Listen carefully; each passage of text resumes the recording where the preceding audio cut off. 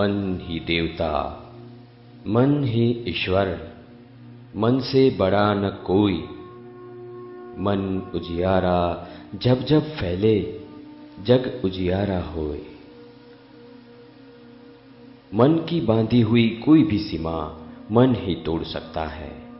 मन जो चाहता है और जो मानता है वो पाकर ही रहता है। दोस्तों, इस बात की जिंदा मिसाल है डॉक्टर जितेंद्र अढ़िया। अपनी आयु की 40 को पार करने के बाद आम आदमी अक्सर अपनी प्रवृत्तियों को कम करने की सोचता है। जीवन में स्थिरता चाहता है, सलामती चाहता है। मगर डॉक्टर जितेंद्र अढ़िया की सोच कुछ अलग ही थी। अपनी 40वीं सालगिरह के बाद उन्होंने अपने जीवन का कुछ अलग और बहुत ही ऊंचा लक्ष्य तय किया, और वो लक्ष्य था मेडिकल कॉलेज के एक प्रोफेसर में से अंतर्राष्ट्रीय ख्याति प्राप्त प्रेरणादायी ट्रेनर बनने का। अपने लक्ष्य निर्धार के बाद 10 साल में डॉक्टर अढ़िया ने प्रेरणा का झरना सेमिनार से इतनी शोहरत हासिल कर ली कि आज न सिर्फ भारत बल्कि विश्व के कई देशों में उनके कार्यक्रम धूम मचा रहे हैं और इतनी तादाद में हो रहे हैं कि एक दिन Guinness book of world record में भी उनका स्थान होगा। गुजरात के आम परिवार में जन्मे डॉक्टर अढ़िया ने प्रतिकूल परिस्थितियों का सामना कर एमडी की उपाधि हासिल की। एक डॉक्टर की हैसियत से अपनी 30 साल की कारकिर्दी में उन्होंने एक आश्चर्यजनक सच को खोज निकाला। उन्होंने देखा कि इंसान की सोच, शब्द और मान्यताओं का एक जबरदस्त असर उसके स्वास्थ्य पर होता है। सोच और मान्यताएं इंसान में बीमारियां पैदा भी करती है और दूर भी करती हैं। अपने पढ़ाई के शौक ने डॉक्टर अढ़िया को इस विषय में और भी जानकारी प्रदान की और वे तन और मन के परस्पर के गठबंधन के विषय में गहन अभ्यास करते रहे। इस अभ्यास के अंतर्गत डॉक्टर अढ़िया ने अलग अलग देशों के अलग अलग जन समुदाय की मानसिकता का अभ्यास किया। उन्होंने देखा कि कोई इंसान अगर सुख नहीं पा रहा है तो उसका अर्थ यही है कि जरूर उसके अंदर से कुछ उसे रोक रहा है। जैसे जैसे उनकी यह पढ़ाई, चिंतन, खोज और अनुभव बढ़ते गए, वैसे वैसे दूसरे लोगों तक इन बातों को पहुंचाने की उनकी इच्छा भी बढ़ती चली और इस तरह से जन्म हुआ डॉक्टर अढ़िया की प्रथम पुस्तक प्रेरणानुसरणों का।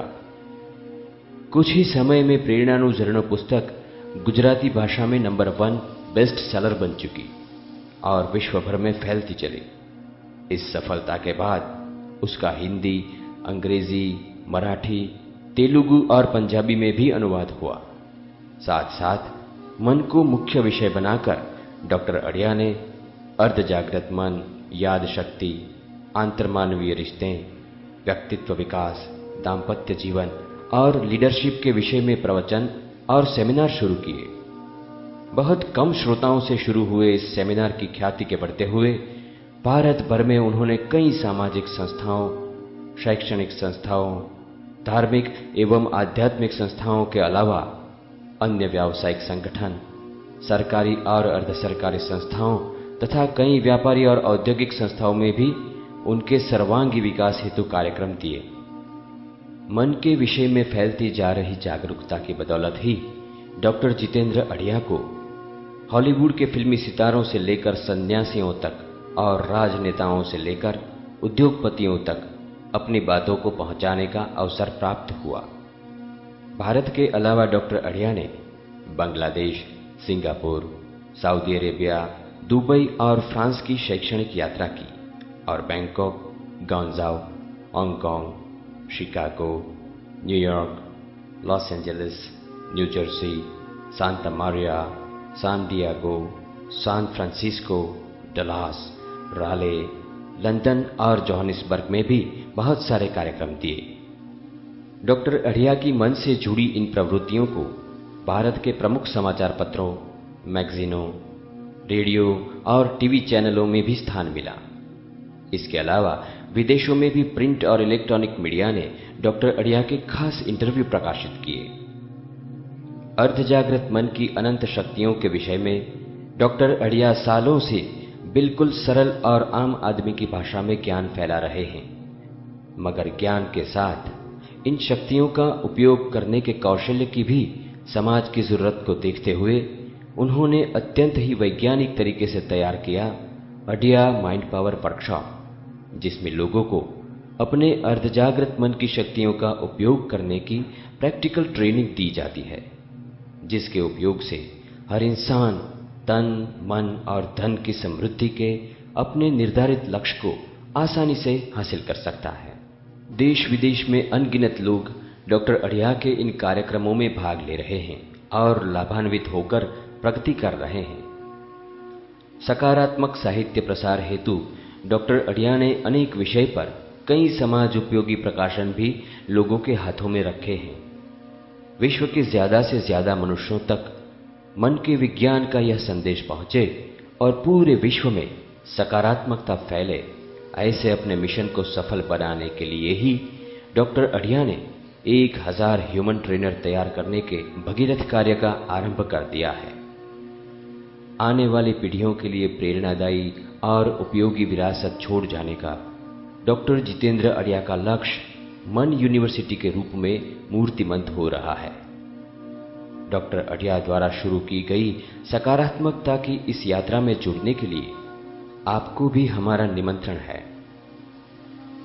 जीवन में सर्व प्रकार से श्रेष्ठता हासिल करने में मदद करने वाली कई बातों को उजागर करने के लिए ही प्रस्तुत है आज का यह कार्यक्रम। इस बेहतरीन कार्यक्रम में आपका स्वागत है। दिलों को छू जाने वाली इन बातों को आपके सामने लेकर आ रहे हैं मानव मन के अंतर्राष्ट्रीय ख्याति प्राप्त तज्ञ डॉक्टर जितेंद्र अढ़िया।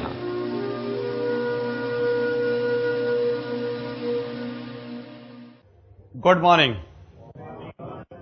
आप सब लोग मेहनत करते हैं नहीं करते हैं? मगर कभी आपने आपको यह सवाल पूछा कि मैं ये मेहनत क्यों करता हूं? अगर नहीं पूछा है तो आज पूछ लीजिए, आप क्यों मेहनत करते हैं? कुछ बनने के लिए आप क्यों मेहनत करते हैं? सामर्थ्य, समृद्धि और शांति के लिए सब आप क्यों मेहनत करते हैं? आनंद के लिए आप क्यों मेहनत करते हैं? अच्छी तरह जीने के लिए। Very good. आप सबके जवाब है वो सही है। एक बार मैंने खुद को यह सवाल पूछा था कि मैं क्यों मेहनत करता हूं, तब मुझे ये 3 जवाब मिले थे। पहला जवाब यह है कि मैं इसलिए मेहनत करता हूं कि मुझे कामयाब होना है। मैं इसलिए मेहनत करता हूं कि मुझे सुखी होना है, और इसलिए मेहनत करता हूं कि मुझे मन की शांति चाहिए। मुझे लगता है कि अगर मुझे ये 3 चीज मिल जाए तो मुझे और कुछ चीजों की जरूरत नहीं है। आप भी सोच लीजिए कि अगर आप कामयाब हो जाए, आप सुखी हो जाए और आप चैन से जी सके, तो आपको और कुछ चाहिए? नहीं चाहिए। यानी कि हम सब लोग जो मेहनत करते हैं ये 3 चीजों के लिए करते हैं। मगर आप लोग जो मेहनत करते हैं सबको ऐसी गारंटी है, खातरी है कि आपको ये तीनों चीज मिल जाएगी? नहीं, खातरी नहीं है। ऐसा क्यों होता है? हम सब लोग मेहनत करते हैं, हमारी सबकी इच्छा यही होती है कि हमें ये 3 चीजें मिले, फिर भी हमें ये सब चीज क्यों नहीं मिलती है? इसलिए नहीं मिलती है कि हमारे में कुछ कमी है, इसलिए नहीं मिलती है कि हम गलत गांव में पैदा हुए हैं, इसलिए नहीं मिलती है कि हम गलत फैमिली में पैदा हुए हैं, इसलिए नहीं मिलती है कि कुछ अलग ग्रह के नीचे हम पैदा हुए हैं। ऐसा कुछ रीजन है? नहीं। फिर क्या रीजन है? हम सबको ये क्यों नहीं मिलता है? कभी सोचा है इसके बारे में? मैंने इसके बारे में सोचा था कि क्यों ऐसा होता है। जब मैंने सोचा तब मुझे ये जवाब मिला कि हम सब लोग जो मेहनत करते हैं वो हम हार्ड वर्क करते हैं। एक्चुअली हमें ये पाने के लिए हमें हार्ड वर्क नहीं, हमें sharp work and smart work करना पड़ता है। अगर हम sharp work and smart work करें तब हम ये सब चीज पा सकते हैं। तो हम अब ये देखेंगे कि यह शार्प वर्क क्या है और यह स्मार्ट वर्क क्या है।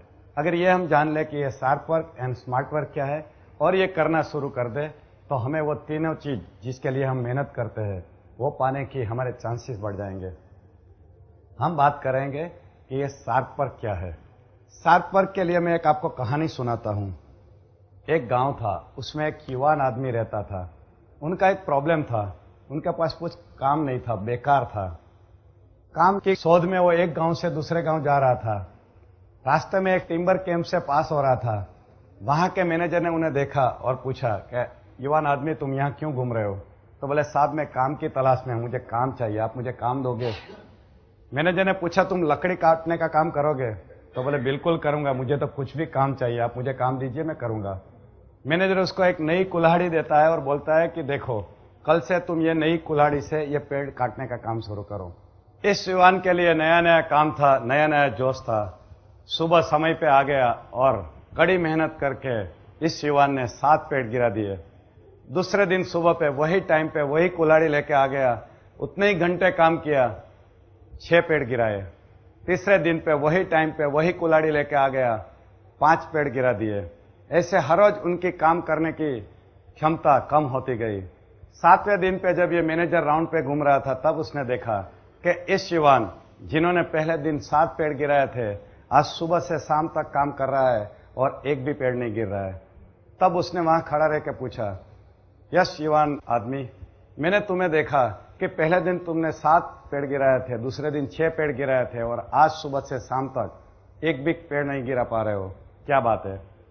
इस युवान आदमी कंफ्यूज होकर बोलता है कि साहब मुझे नहीं मालूम ये ऐसा क्यों हो रहा है, मैं तो उतनी मेहनत करता हूं जितनी मैंने पहले दिन की थी, उतने समय के लिए करता हूं जितना मैंने पहले दिन की थी, और खास बात यह है कि मैं वही कुल्हाड़ी का इस्तेमाल करता हूं जो मैंने पहले दिन यूज की थी।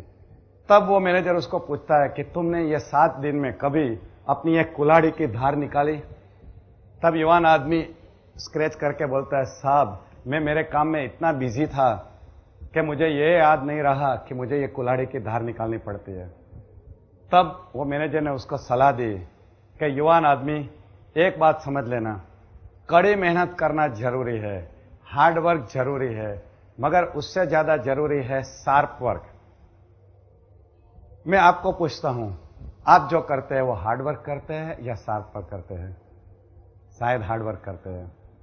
आप सोच लीजिए, अगर आप शार्प वर्क करना शुरू करेंगे तो आपका जीवन पूरा का पूरा बदल जाएगा। मगर हम जो शार्प वर्क करने की बात कर रहे हैं उसके लिए जो हम कुल्हाड़ी का इस्तेमाल कर रहे हैं वो कौन सी कुल्हाड़ी है?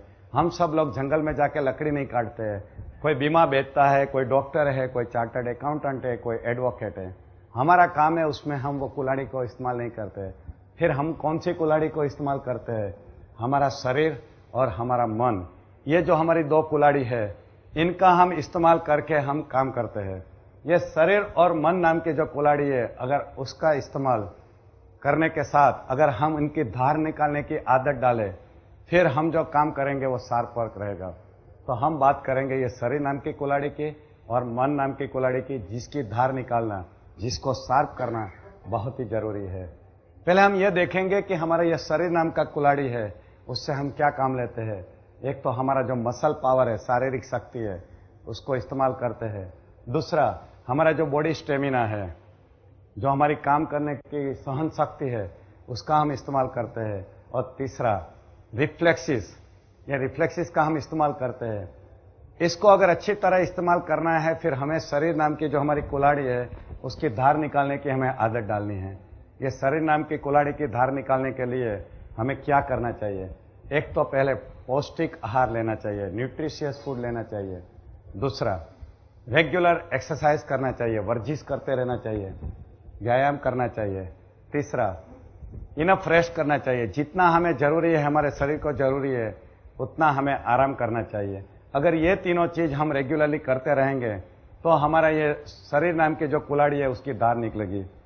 आप में से ऐसे कितने लोग हैं जो रेगुलर एक्सरसाइज करते हैं? प्लीज जरा हाथ उठाएंगे। वेरी गुड, यानी कि आप इनकी कीमत समझते हैं कि हमारा ये जो शरीर है, इनकी धार निकालना बहुत जरूरी है। अगर ये काम हम नहीं करेंगे तो ये शरीर की ताकत धीरे धीरे कम होती जाएगी और हम उससे जो आगे जाके काम लेना चाहते हैं वो नहीं ले पाएंगे। अब बात करेंगे हम मन नाम की कुल्हाड़ी की। वैसे हम जो काम करते हैं उसमें हम मन नाम की कुल्हाड़ी को ज्यादा इस्तेमाल करते हैं। तो ये मन नाम की कुल्हाड़ी है, उससे हम क्या क्या काम लेते हैं? पहले तो हमारे पास जो ज्ञान है, नॉलेज है, उसका इस्तेमाल करते हैं। फिर हमारा कौशल्य है, स्किल है, उसका इस्तेमाल करते हैं। फिर हमारा एटीट्यूड यानी कि वृत्ति, ये 3 चीजों को हम ज्यादा इस्तेमाल करते हैं। और ये मन नाम की कुल्हाड़ी का अगर हमें धार निकालनी है तो हमें क्या करना है? पहले तो जो हमारा एटीट्यूड है उसको पॉजिटिव करना है। दूसरा यह है कि हमें जो किताबें पढ़ते हैं ये किताबें ऐसी पढ़नी चाहिए जो हमें आगे बढ़ने में मदद करे, जिन्हें इंग्लिश में बोलते हैं इंस्पिरेशनल रीडिंग, प्रेरणादायक पुस्तक है। तीसरा, रिलैक्सेशन नाम की एक ऐसी एक्सरसाइज है जो हमारे शरीर और मन दोनों कुल्हाड़ी की धार निकालता है। ये रिलैक्सेशन नाम की एक्सरसाइज हमें करते रहनी चाहिए। और चौथा, सेल्फ डेवलपमेंट के जो ट्रेनिंग प्रोग्राम होते हैं, स्व विकास की जितनी तालीम रहती है, उसमें से जितनी ज्यादा हम तालीम लेंगे उतना हमारी ये कुल्हाड़ी की धार निकलेगी।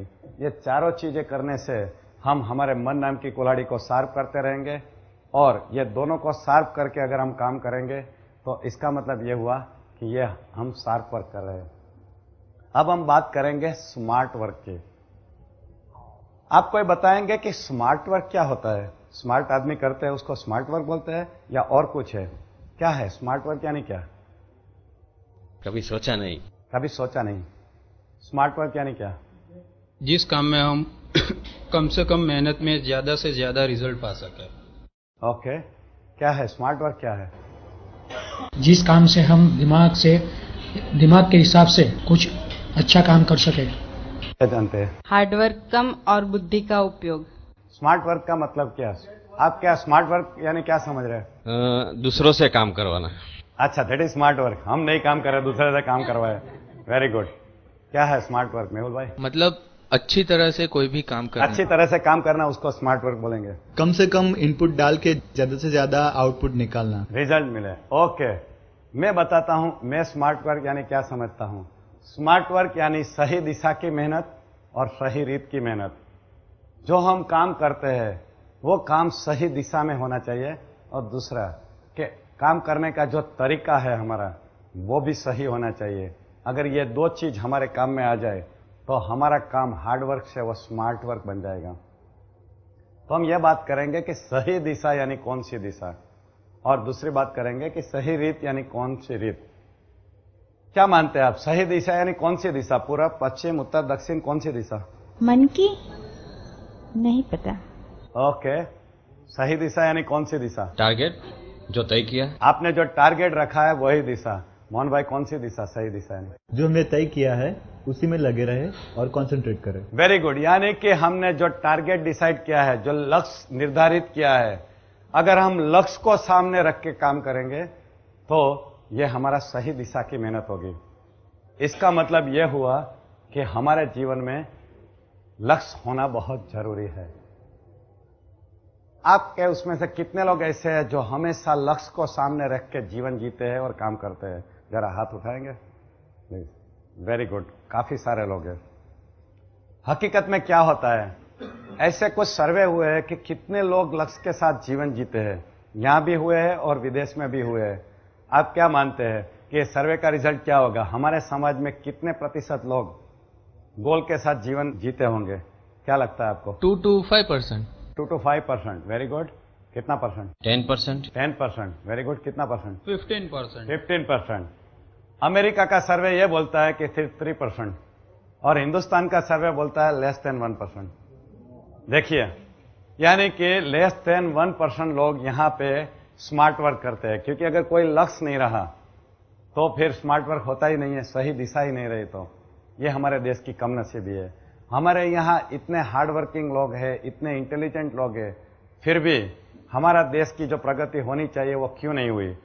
इसका रीजन मुझे लगता है कि यही है कि हमारे जो लोग हैं वो बिना गोल के काम करते हैं। हमारे विद्यार्थी को हम 50 साल में ये नहीं समझा सके कि जीवन में लक्ष्य होना चाहिए। और एक्चुअली बात यह है कि लक्ष्य क्या है वो भी कितने लोगों को मालूम नहीं है। बस लोगों को लगता है कि बिजनेस का जो गोल है, टारगेट है, वही लक्ष्य है।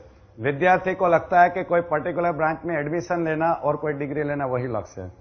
वो तो सिर्फ बहुत ही छोटा सा उसका डेफिनेशन हुआ। लक्ष्य बहुत बड़ी चीज है। लक्ष्य यानी सिर्फ टारगेट, मनी एंड डिग्री नहीं, उससे कहीं ज्यादा है। तो फिर ये लक्ष्य क्या है? एक बच्चा एक गेम खेल रहा था, एक ब्लैंक दीवार में तीर मारता था और जहां पे तीर लगता था वहीं पे वो राउंड बनाता था और तालियां बजाता था खुश होकर कि मैं ये टारगेट पा लिया और मैं ये गेम जीत गया। ये गेम ऐसे खेलते हैं? यस और नो? ये सही तरीका है? फिर कैसे खेलते हैं? नो, पहले गोल। पहले ये राउंड बनाएंगे, दीवार में राउंड बनाएंगे, वहां गोल लगाएंगे और फिर वो गोल को सामने रख के अगर उसमें तीर मारेंगे और वो तीर सेंटर में लग गया तो फिर तालियां बजाना है। ठीक है, इनकी बात सही है? सही है। कितने लोग मानते हैं ये जो बोल रहे हैं वो सही है? वेरी गुड, आप सब लोग मानते हैं। इसका मतलब ये हुआ कि ये जो बच्चा खेल रहा था वो गलत तरीका था, नादान था, बच्चे को मालूम नहीं था कि ये गेम कैसे खेली जाती है, बहुत बड़ी गलती कर रहा था। मगर ये बच्चा जो गलती यहां पे कर रहा था वही गलती हम हमारे जीवन में करते हैं। हम लोग हमारे जीवन की जो गेम है वो यही तरीके से खेलते हैं। जीवन में हमारा कोई लक्ष्य नहीं रहता है, कोई भी दिशा में हम काम कर लेते हैं और जहां पे भी तीर लग गया, यानी कि जो भी हमने जीवन में पा लिया उससे हम खुश होकर तालियां बजाते हैं, हमने जीवन में बहुत कुछ कर लिया, बहुत कुछ पा लिया। हम वो बच्चे के ऊपर हंसते हैं मगर हमारे ऊपर कभी नहीं हंसते हैं। मेहरबानी करके ये गलती हमारे जीवन में नहीं करनी है। Because game of life is to be played once. ये जीवन का जो खेल है वो एक ही बार हम खेलने का चांस मिलता है, हमें दूसरी बार नहीं मिलता है। इसलिए हमें ये गलती हमारे जीवन में नहीं करनी है। हमें पहले हमारा गोल डिसाइड करना है और फिर वो लक्ष्य को सामने रख के हमें मेहनत करनी है, तभी हमारा स्मार्ट वर्क की शुरुआत होती है।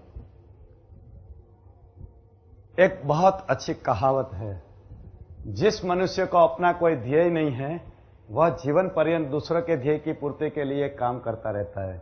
अगर हमारे जीवन में कोई ध्येय नहीं है तो समझ लेना कि हम जो भी काम करते हैं उसका फल दूसरे के ध्येय के लिए जाता है। हमें ऐसा बुद्धू बनने की जरूरत नहीं है।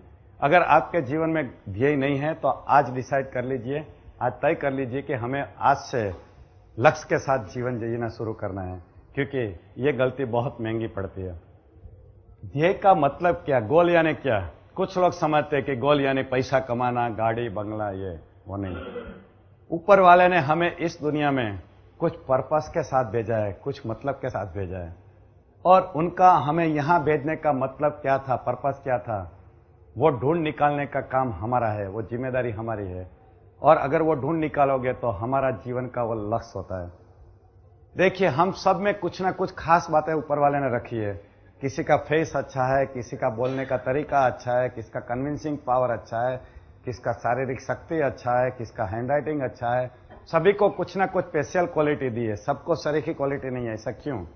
क्योंकि ऊपर वाले ने सबको एक स्पेसिफिक रोल के लिए भेजा है, कुछ खास काम के लिए भेजा है। इसीलिए हम में सब में अलग अलग क्वालिटीज दी है, और अगर हम ये ढूंढ निकाले तब हमारा गोल तय करना बहुत ही इजी हो जाएगा। अगर आपको जानना है कि हमारा लक्ष्य क्या होना चाहिए तो आप अपने आप को ये 4 सवाल पूछ लीजिए और उनका जो जवाब आएगा वो जवाब आप लिख दीजिए, आपको आपका लक्ष्य मिल जाएगा। ये 4 सवाल कौन से हैं?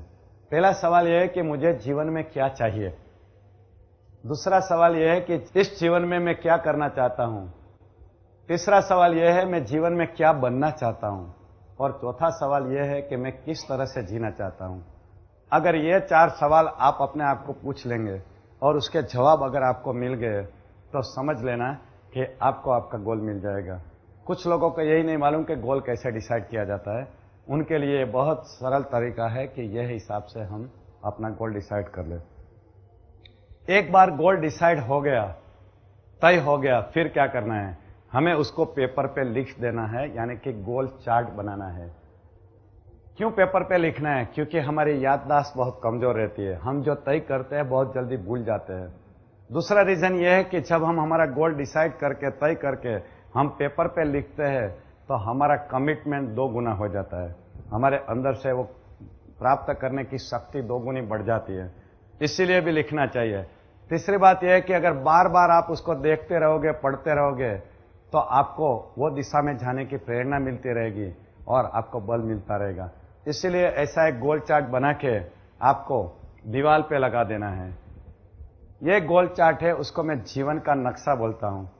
हमें मान लो अपना घर बनाना है तो हम क्या करते हैं? पहले एक जमीन खरीदते हैं, फिर आर्किटेक्ट के पास जाके उसका प्लान बनाते हैं और उसके बाद कॉन्ट्रैक्टर को बोलते हैं ऐसा घर बना के दो।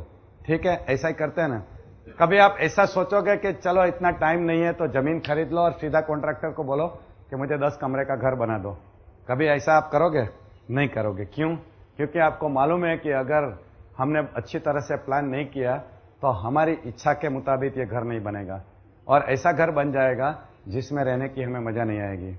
यानी कि कोई भी चीज बनाने के लिए, कोई भी चीज के घड़तर करने के लिए, क्रिएशन करने के लिए, सर्जन करने के लिए पहले उसका प्लानिंग करना जरूरी है, उसका एक मैप बनाना, नक्शा बनाना, ब्लूप्रिंट बनाना जरूरी है, और वो ब्लूप्रिंट बनने के बाद ही हमें सर्जन की शुरुआत करनी है।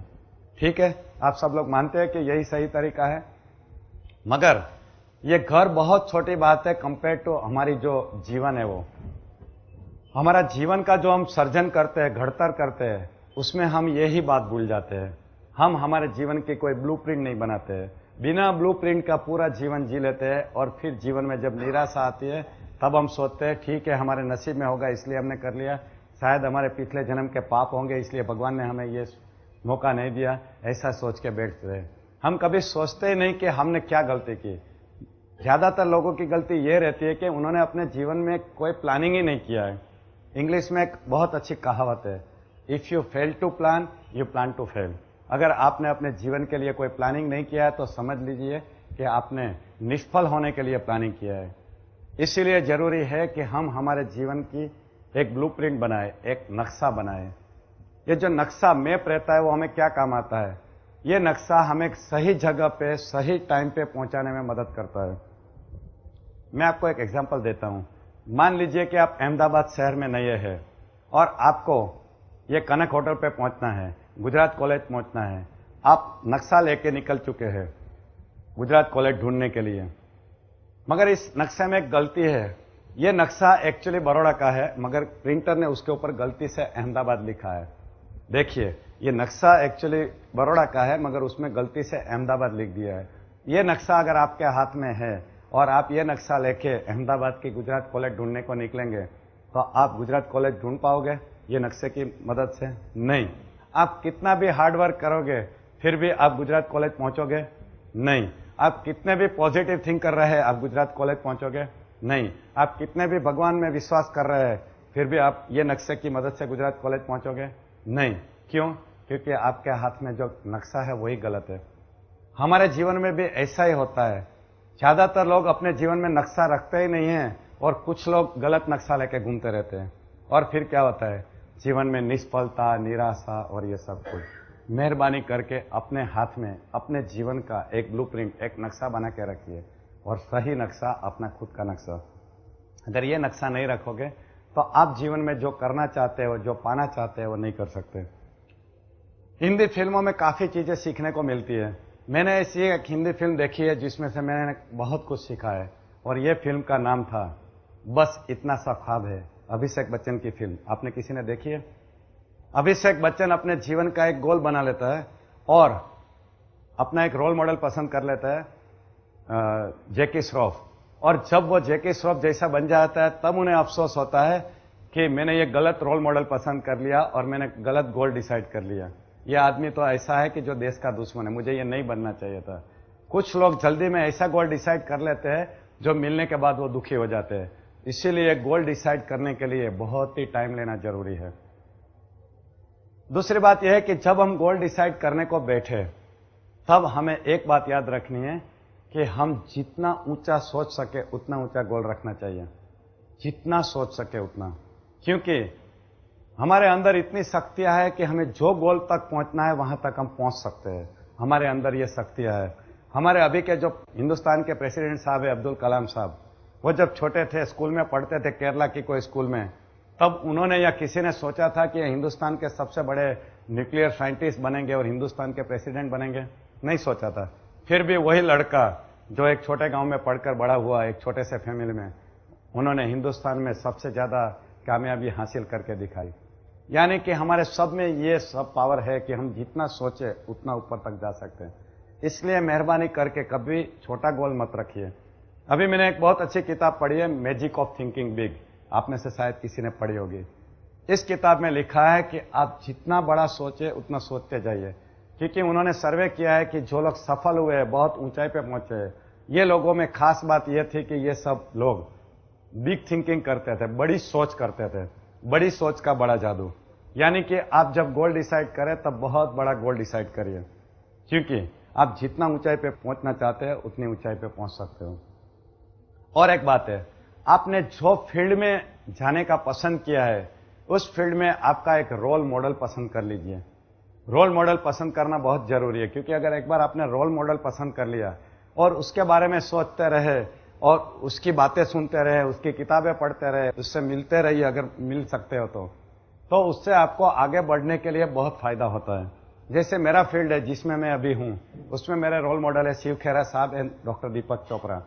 उनकी किताबें मैं पढ़ता रहता हूं, उनके सेमिनार अटेंड करता रहता हूं और उनकी कैसेट सुनता रहता हूं, ताकि मुझे इस फील्ड में आगे जाने में मदद मिले।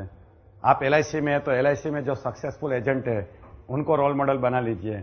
आप मेडिकल फील्ड में है तो जो सबसे बड़ा डॉक्टर है उनको रोल मॉडल बना लीजिए। पॉलिटिक्स में जाना चाहते हैं तो अपने जॉर्ज बुश साहब है, हमारे मनमोहन सिंह साहब है, उनको रोल मॉडल बना लीजिए। ऐसे अगर आप रोल मॉडल पसंद कर लोगे और रोल मॉडल के बारे में सोचते रहोगे तो आपकी प्रोग्रेस बहुत फास्ट होगी। और एक बात है कि आपका गोल डिसाइड करने के लिए बहुत जल्दीबाजी मत कीजिए। मैंने कुछ लोगों को देखा है जो 5 मिनट में अपना गोल डिसाइड कर लेते हैं लाइफ का। ऐसा कैसे होगा? हम कपड़ा खरीदने जाते हैं तो 3 घंटा तक हम मार्केट में घूमते रहते हैं और डिसाइड नहीं कर पाते कि ये शर्ट खरीदूं या वो शर्ट खरीदूं। और ये शर्ट की वैल्यू हमारे जीवन में कितनी रहती है? बहुत छोटी। मगर हमारा जीवन का जो लक्ष्य है अगर गलत हमने डिसाइड कर लिया तो क्या होगा? शायद हमारा जीवन निष्फल हो जाएगा।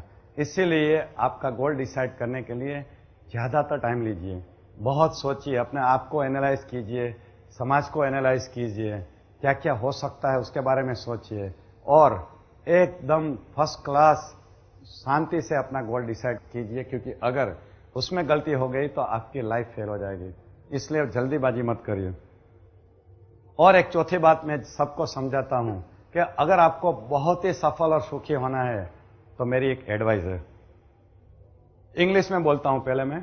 Convert your hobby into your profession, find the people who pay for it, you don't have to work throughout your life. आपके शौक को बिजनेस में बदल दीजिए, धंधे में बदल दीजिए और ऐसे लोग ढूंढ लीजिए जो आपके शौक के लिए आपको पैसा दे। आपको पूरे जीवन काम नहीं करना पड़ेगा, आप शौक पूरा करोगे और लोग आपको पैसा देंगे। एग्जाम्पल, जितेंद्र अड़िया। मैं मेडिकल डॉक्टर हूं, मेडिकल प्रैक्टिस करता था, मगर मेरा शौक मेडिकल प्रैक्टिस नहीं था, वो मेरा प्रोफेशन था।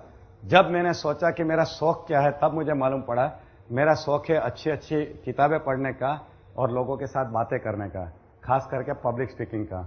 मैंने क्या किया, जो मैंने नॉलेज अभी तक जमा किया है वही नॉलेज मैंने लोगों को देना शुरू किया, जो मेरा शौक था। और धीरे धीरे मुझे मालूम पड़ा कि इसमें मैं काफी कामयाब हो रहा हूं, तो मैंने मेरा प्रोफेशन चेंज कर दिया। अब मैं क्या करता हूं, मेरा शौक है जो मैं कर रहा हूं, उसके लिए मुझे लोग मिलते हैं जो मुझे पैसा देते हैं और पूरा जीवन तक मैं यही करता रहूंगा, मेरा शौक पूरा करता रहूंगा और लोग मुझे पैसा देंगे। ऐसा कोई भी शौक नहीं है जिसको आप प्रोफेशन में कन्वर्ट नहीं कर सकते हैं। देखिए, जाकिर हुसैन साहब का शौक था तबला बजाने का, उन्होंने प्रोफेशन में कन्वर्ट कर दिया, कितने पैसे कमा रहे हैं। पंडित रविशंकर का सितार वादन का, कितने पैसे कमा रहे हैं। अमिताभ बच्चन जिन्होंने MBA की डिग्री ली, उनका शौक था एक्टिंग करने का, देखिए उन्होंने इतिहास बना दिया। माधुरी दीक्षित का शौक था डांसिंग का, उन्होंने अपना प्रोफेशन बना दिया, कितना पैसा कमा रहे हैं। सचिन तेंदुलकर का शौक था क्रिकेट खेलने का, प्रोफेशन में कन्वर्ट कर दिया। MF हुसैन का शौक था पेंटिंग करने का, प्रोफेशन में कन्वर्ट कर दिया। ऐसा कोई भी शौक नहीं है जिसको आप प्रोफेशन में कन्वर्ट नहीं कर सकते। और आपको मैं एक ऐसा एग्जांपल दूंगा जो आप कभी सोच भी नहीं सकते। टॉयलेट का शौक किसको हो सकता है? टॉयलेट के बारे में बातें करने का, टॉयलेट के बारे में सोचने का हो सकता है। मैं ऐसे एक आदमी को पहचानता हूं जिनको सिर्फ टॉयलेट के बारे में बातें करने का शौक है, और वो आदमी को हिंदुस्तान की गवर्नमेंट ने पद्मश्री का अवार्ड दिया है। दुनिया के 110 देशों में जाके लेक्चर दिया हुआ है और दुनिया के मोस्ट ऑफ द VIP उनको मिलने को आए हैं। उनका नाम है ईश्वर भाई पटेल। सफाई विद्यालय साबरमती गांधी जी के आश्रम के बाजू में है। कोई आप मिले उनसे, ईश्वर भाई पटेल से? आप उनके पास जाओगे, 5 मिनट में वो टॉयलेट की बातें शुरू कर देंगे। आप 3 घंटा बैठोगे, वो टॉयलेट की बातें करते रहेंगे। जापान गवर्नमेंट ने उनको कंसल्टेंट करके बुलाया टॉयलेट के बारे में एडवाइस देने के लिए, और 24 घंटा टॉयलेट की बातें। उतने सफल हो गए, सिर्फ टॉयलेट की उनकी हॉबी, ऑब्सेशन, उन्होंने कहां तक पहुंचा दिया। सोच लीजिए, हिंदुस्तान गवर्नमेंट ने उसको पद्मश्री का अवार्ड दिया हुआ है, मैक्सिमम अवार्ड उनको मिले हैं, और बिल क्लिंटन भी उनको मिले हैं, सभी हिंदुस्तान के प्रेसिडेंट उनको मिले हैं, वहां उनके इंस्टीट्यूट में जाके मिले हैं। और उन्होंने टॉयलेट गार्डन बनाया है, वहां जाके देखिए टॉयलेट गार्डन है। मैं कहना यह चाहता हूं कि आपका जो शौक है उसको अगर आप अच्छी तरह ले लीजिए और प्रोफेशन को बना दीजिए तो आपको पूरा जीवन सुखी हो जाएगा। कोई भी शौक को आप प्रोफेशन बना सकते हो। अब हम बात कर रहे थे हमारे गोल चार्ट की। ये गोल चार्ट देख लीजिए, इसमें कितने बॉक्सेस है। पहले मैंने लोगों को पूछा कि आप गोल चार्ट क्यों नहीं बनाते हैं, तो मोस्ट ऑफ द लोगों को मालूम ही नहीं था कि ये गोल चार्ट कैसे बनाया जाए। फिर मैंने क्या किया, इसको रेडीमेड बना के मार्केट में रख दिया ताकि लोगों को इसको भरना इजी हो जाए। ये गोल चार्ट में देख लीजिए, ऐसे 4 कॉलम है। पहला कॉलम है फिजिकल गोल, दूसरा है मेंटल गोल, तीसरा है फैमिली गोल और चौथा है स्पिरिचुअल गोल। ये 4 हमारे कॉलम्स है। ये कॉलम मैंने क्यों बनाया है, क्योंकि हमारे जीवन में हमें सुखी भी होना है और मन की शांति भी चाहिए। सुखी होने के लिए और मन की शांति के लिए सिर्फ पैसा नहीं और भी कुछ जरूरी है, और ये चारों चीज जरूरी है। अगर हमारे जीवन में ये चारों चीज बैलेंस में आ जाए फिर हमें सुख और शांति मिलेगी। पहले है हमारा फिजिकल गोल। ये फिजिकल गोल के अंदर कैरियर, हेल्थ एंड वेल्थ, ये तीनों चीज आ जाता है। कैरियर यानी कि हम जो प्रोफेशन में हैं उसमें हमें कौन सी ऊंचाई तक जाना है। जैसे मैं मेडिकल कॉलेज में था टीचर करके, तो वहां मैं पहले लेक्चरर था, फिर असिस्टेंट प्रोफेसर बना, फिर एसोसिएट प्रोफेसर बना, फिर प्रोफेसर बन सकते हैं, फिर dean of the medical college बन सकते हैं, मेडिकल डायरेक्टर बन सकते हैं। ऐसे उसकी पोजीशन रहती है। वैसे सभी प्रोफेशन में एक कैरियर की पोजीशन रहती है। तो आपको यह डिसाइड करना है कि आपको कैरियर में कौन सी पोजीशन पे आखिर में पहुंचना है। हेल्थ, आपको कितने साल जीना है और कैसा जीना है वो भी आपको लिखना है। वेल्थ, आपको मंथली इनकम कितनी चाहिए, बैंक बैलेंस कितना चाहिए, आपको गाड़ी कौन सी चाहिए, बंगला कौन सा चाहिए, ये सब आपको डिसाइड करके वहां लिखना है। और ये सब at the height of your life, यानी 50 प्लस में रहे तब। पहले हमें लाइफ टाइम गोल लिखना है और उसके बाद नीचे के स्टेप लिखने हैं। मेंटल गोल के अंदर हमें जो सीखना है वो हमें लिखना है, जो डिग्रियां लेनी है। जैसे कि मैं अभी एमडी हूं, मगर मुझे और बहुत सारी चीजें सीखना है। जैसे मुझे आर्ट ऑफ लिविंग का कोर्स करना है, मुझे रेकी सीखना है, प्राणिक हीलिंग सीखना है, एनएलपी सीखना है, हिप्नोटिज्म का एडवांस कोर्स करना है, फायरवर्क का एडवांस कोर्स करना है, ये सब चीज करनी है। तो मेरे गोल चार्ट में मैंने ये सब कुछ लिखा है मेंटल गोल में, यानी कि हमें आगे और कुछ जो सीखना है वो सब कुछ हमें यहां लिखना है। फिर फैमिली गोल, फैमिली के लिए हमें क्या क्या करना है वो भी हमें डिसाइड करना है और लिख देना है। उसके बाद सोशल एंड स्पिरिचुअल गोल, हमें समाज के लिए क्या करना है, हमारी आत्मा की उन्नति के लिए क्या करना है, ये भी हमें डिसाइड करके लिखना है। पूरे लाइफ का टोटल लिख देना है और ये ऊपर की लाइन भरने के बाद फिर नीचे के स्टेप लिखने हैं। इसको हम बोलते हैं पर्पस ऑफ लाइफ। एक बार हमें यह मालूम पड़ गया कि हमारा लाइफ का पर्पस क्या है, फिर नीचे का स्टेप डिसाइड करना बहुत इजी हो जाता है। फिर हम ये डिसाइड कर सकते हैं कि अगर हमें कैरियर में यहां तक पहुंचना है 20 साल में, तो 1 साल में मैं कहां तक पहुंचूंगा, 5 साल में कहां तक पहुंचूंगा, 10 साल में कहां पे पहुंचूंगा। ऐसे हमें स्टेप डिसाइड करने हैं, उसके माइलस्टोन डिसाइड करने हैं। ये सब भर जाने के बाद हमारे 3-4 सवाल का जवाब आ जाएगा। मुझे क्या करना है, क्या पाना है, क्या बनना है। ये जो गोल चार्ट है उसमें 2 पार्ट है, एक जो पार्ट आप देख रहे हैं और दूसरा पार्ट यहाँ पे नीचे है। ये भी बहुत जरूरी पार्ट है और ये है कि हमारा वर्तन कैसा होना चाहिए, लोगों के साथ हमें कैसा बिहेवियर करना चाहिए। आप में से ऐसे कितने लोग हैं जिनको लगता है मेरा वर्तन अच्छा नहीं है, मेरा बिहेवियर लोगों के साथ अच्छा नहीं है? हाथ ऊपर कीजिए। आप क्यों बदलते नहीं अपना वर्तन? क्या रीजन क्या है? आपको मालूम है वर्तन अच्छा नहीं है, क्यों नहीं बदलते हैं? आप सोचते हैं कि हम बदल नहीं सकते हैं। इसलिए मैं आपको एक ऐसी एक्सरसाइज करवाने को जा रहा हूं जो आपका वर्तन बदल देगी, अगर आप ये एक्सरसाइज अच्छी तरह से करोगे तो। दूसरी बात है कि जो लोग सोचते हैं कि मेरा वर्तन अच्छा है, उनको यह भी मालूम पड़ जाएगा कि रियल में आप सोचते हैं वो सही है या गलत है। शायद आप सोचते हैं कि आपका वर्तन सही है, मगर ये एक्सरसाइज के बाद आपको यह भी मालूम पड़ जाएगा कि आप जो सोचते थे वो सही है या नहीं है। ये एक्सरसाइज हम करेंगे, पहले समझ लीजिए एक्सरसाइज क्या है। आपको थोड़ी देर के लिए आंखें बंद करके अगले 24 घंटे के बारे में सोचना है और यह सोचना है कि अगले 24 घंटे मैं लोगों के साथ कैसा बर्ताव करूंगा, मेरा बिहेवियर 24 कलाक के लिए, अगले 24 घंटे के लिए लोगों के साथ कैसा रहेगा। ठीक है? अच्छा, लोगों के साथ यानी क्या? हमारे फैमिली मेंबर के साथ, यानी हमारे पति पत्नी, बच्चे, माँ बाप, भाई बहन, ये सब जिसके साथ हम हमेशा रहते हैं उन लोगों के साथ। दूसरा, अपने फ्रेंड्स के साथ, मित्र के साथ हमारा व्यवहार कैसा होना चाहिए, ये पड़ोसी के साथ और हम जिसके साथ काम करते हैं या पढ़ते हैं उनके साथ मेरा व्यवहार कैसा रहेगा अगले 24 घंटे में, उसके बारे में आपको सोचना है। समझ लिया? मगर इसमें एक खास बात याद रखनी है। आपको ये सोच के ये प्लान करना है कि मान लीजिए कि अगर आपके जीवन का ये आखिरी 24 घंटा है, कल सुबह 11 बजे आपको ऊपर जाने की टिकट आ गई है, उसमें आप चेंज नहीं कर सकते, ऊपर वाले ने आपको कॉल लेटर भेज दिया है, सिर्फ 24 घंटे बचे हैं। इस 24 घंटे में आपका व्यवहार इन सब लोगों के साथ कैसा होगा, ये आपको थोड़ा सा प्लानिंग करना है आंख बंद करके। समझ गए सब लोग? ओके, आप अपनी आंख बंद करिए और ये सीक्वेंस में सबको याद करिए, पहले फैमिली मेंबर को, बाद में मित्र को, बाद में पड़ोसियों को और फिर आपके कलीग को। ठीक है, आंख बंद करके आप ये प्लानिंग शुरू कर दीजिए।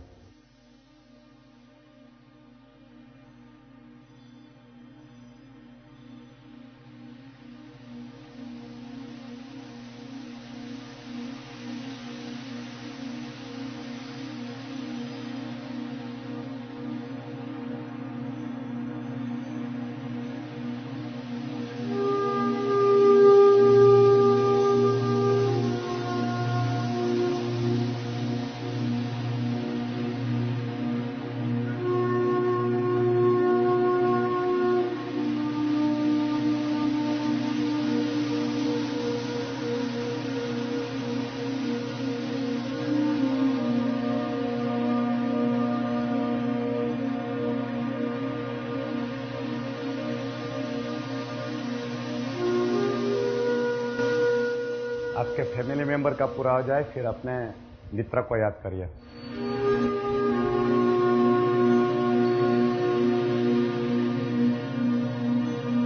फिर पड़ोसियों को याद करिए।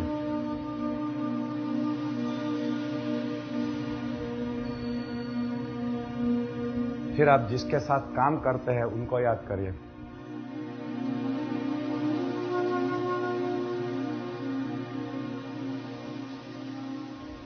ओके, आंखें खोल दीजिए। मुझे मालूम है मैंने आपको ज्यादा समय नहीं दिया है, हमारे पास समय कम है इसलिए, मगर मैं आपको एक रिक्वेस्ट करता हूं, आप कल घर जाके ये एक्सरसाइज फिर से करिए। शायद 1 घंटा बैठना पड़े, कोई बात नहीं, क्योंकि ये एक्सरसाइज आपका पूरा जीवन बदल देगा।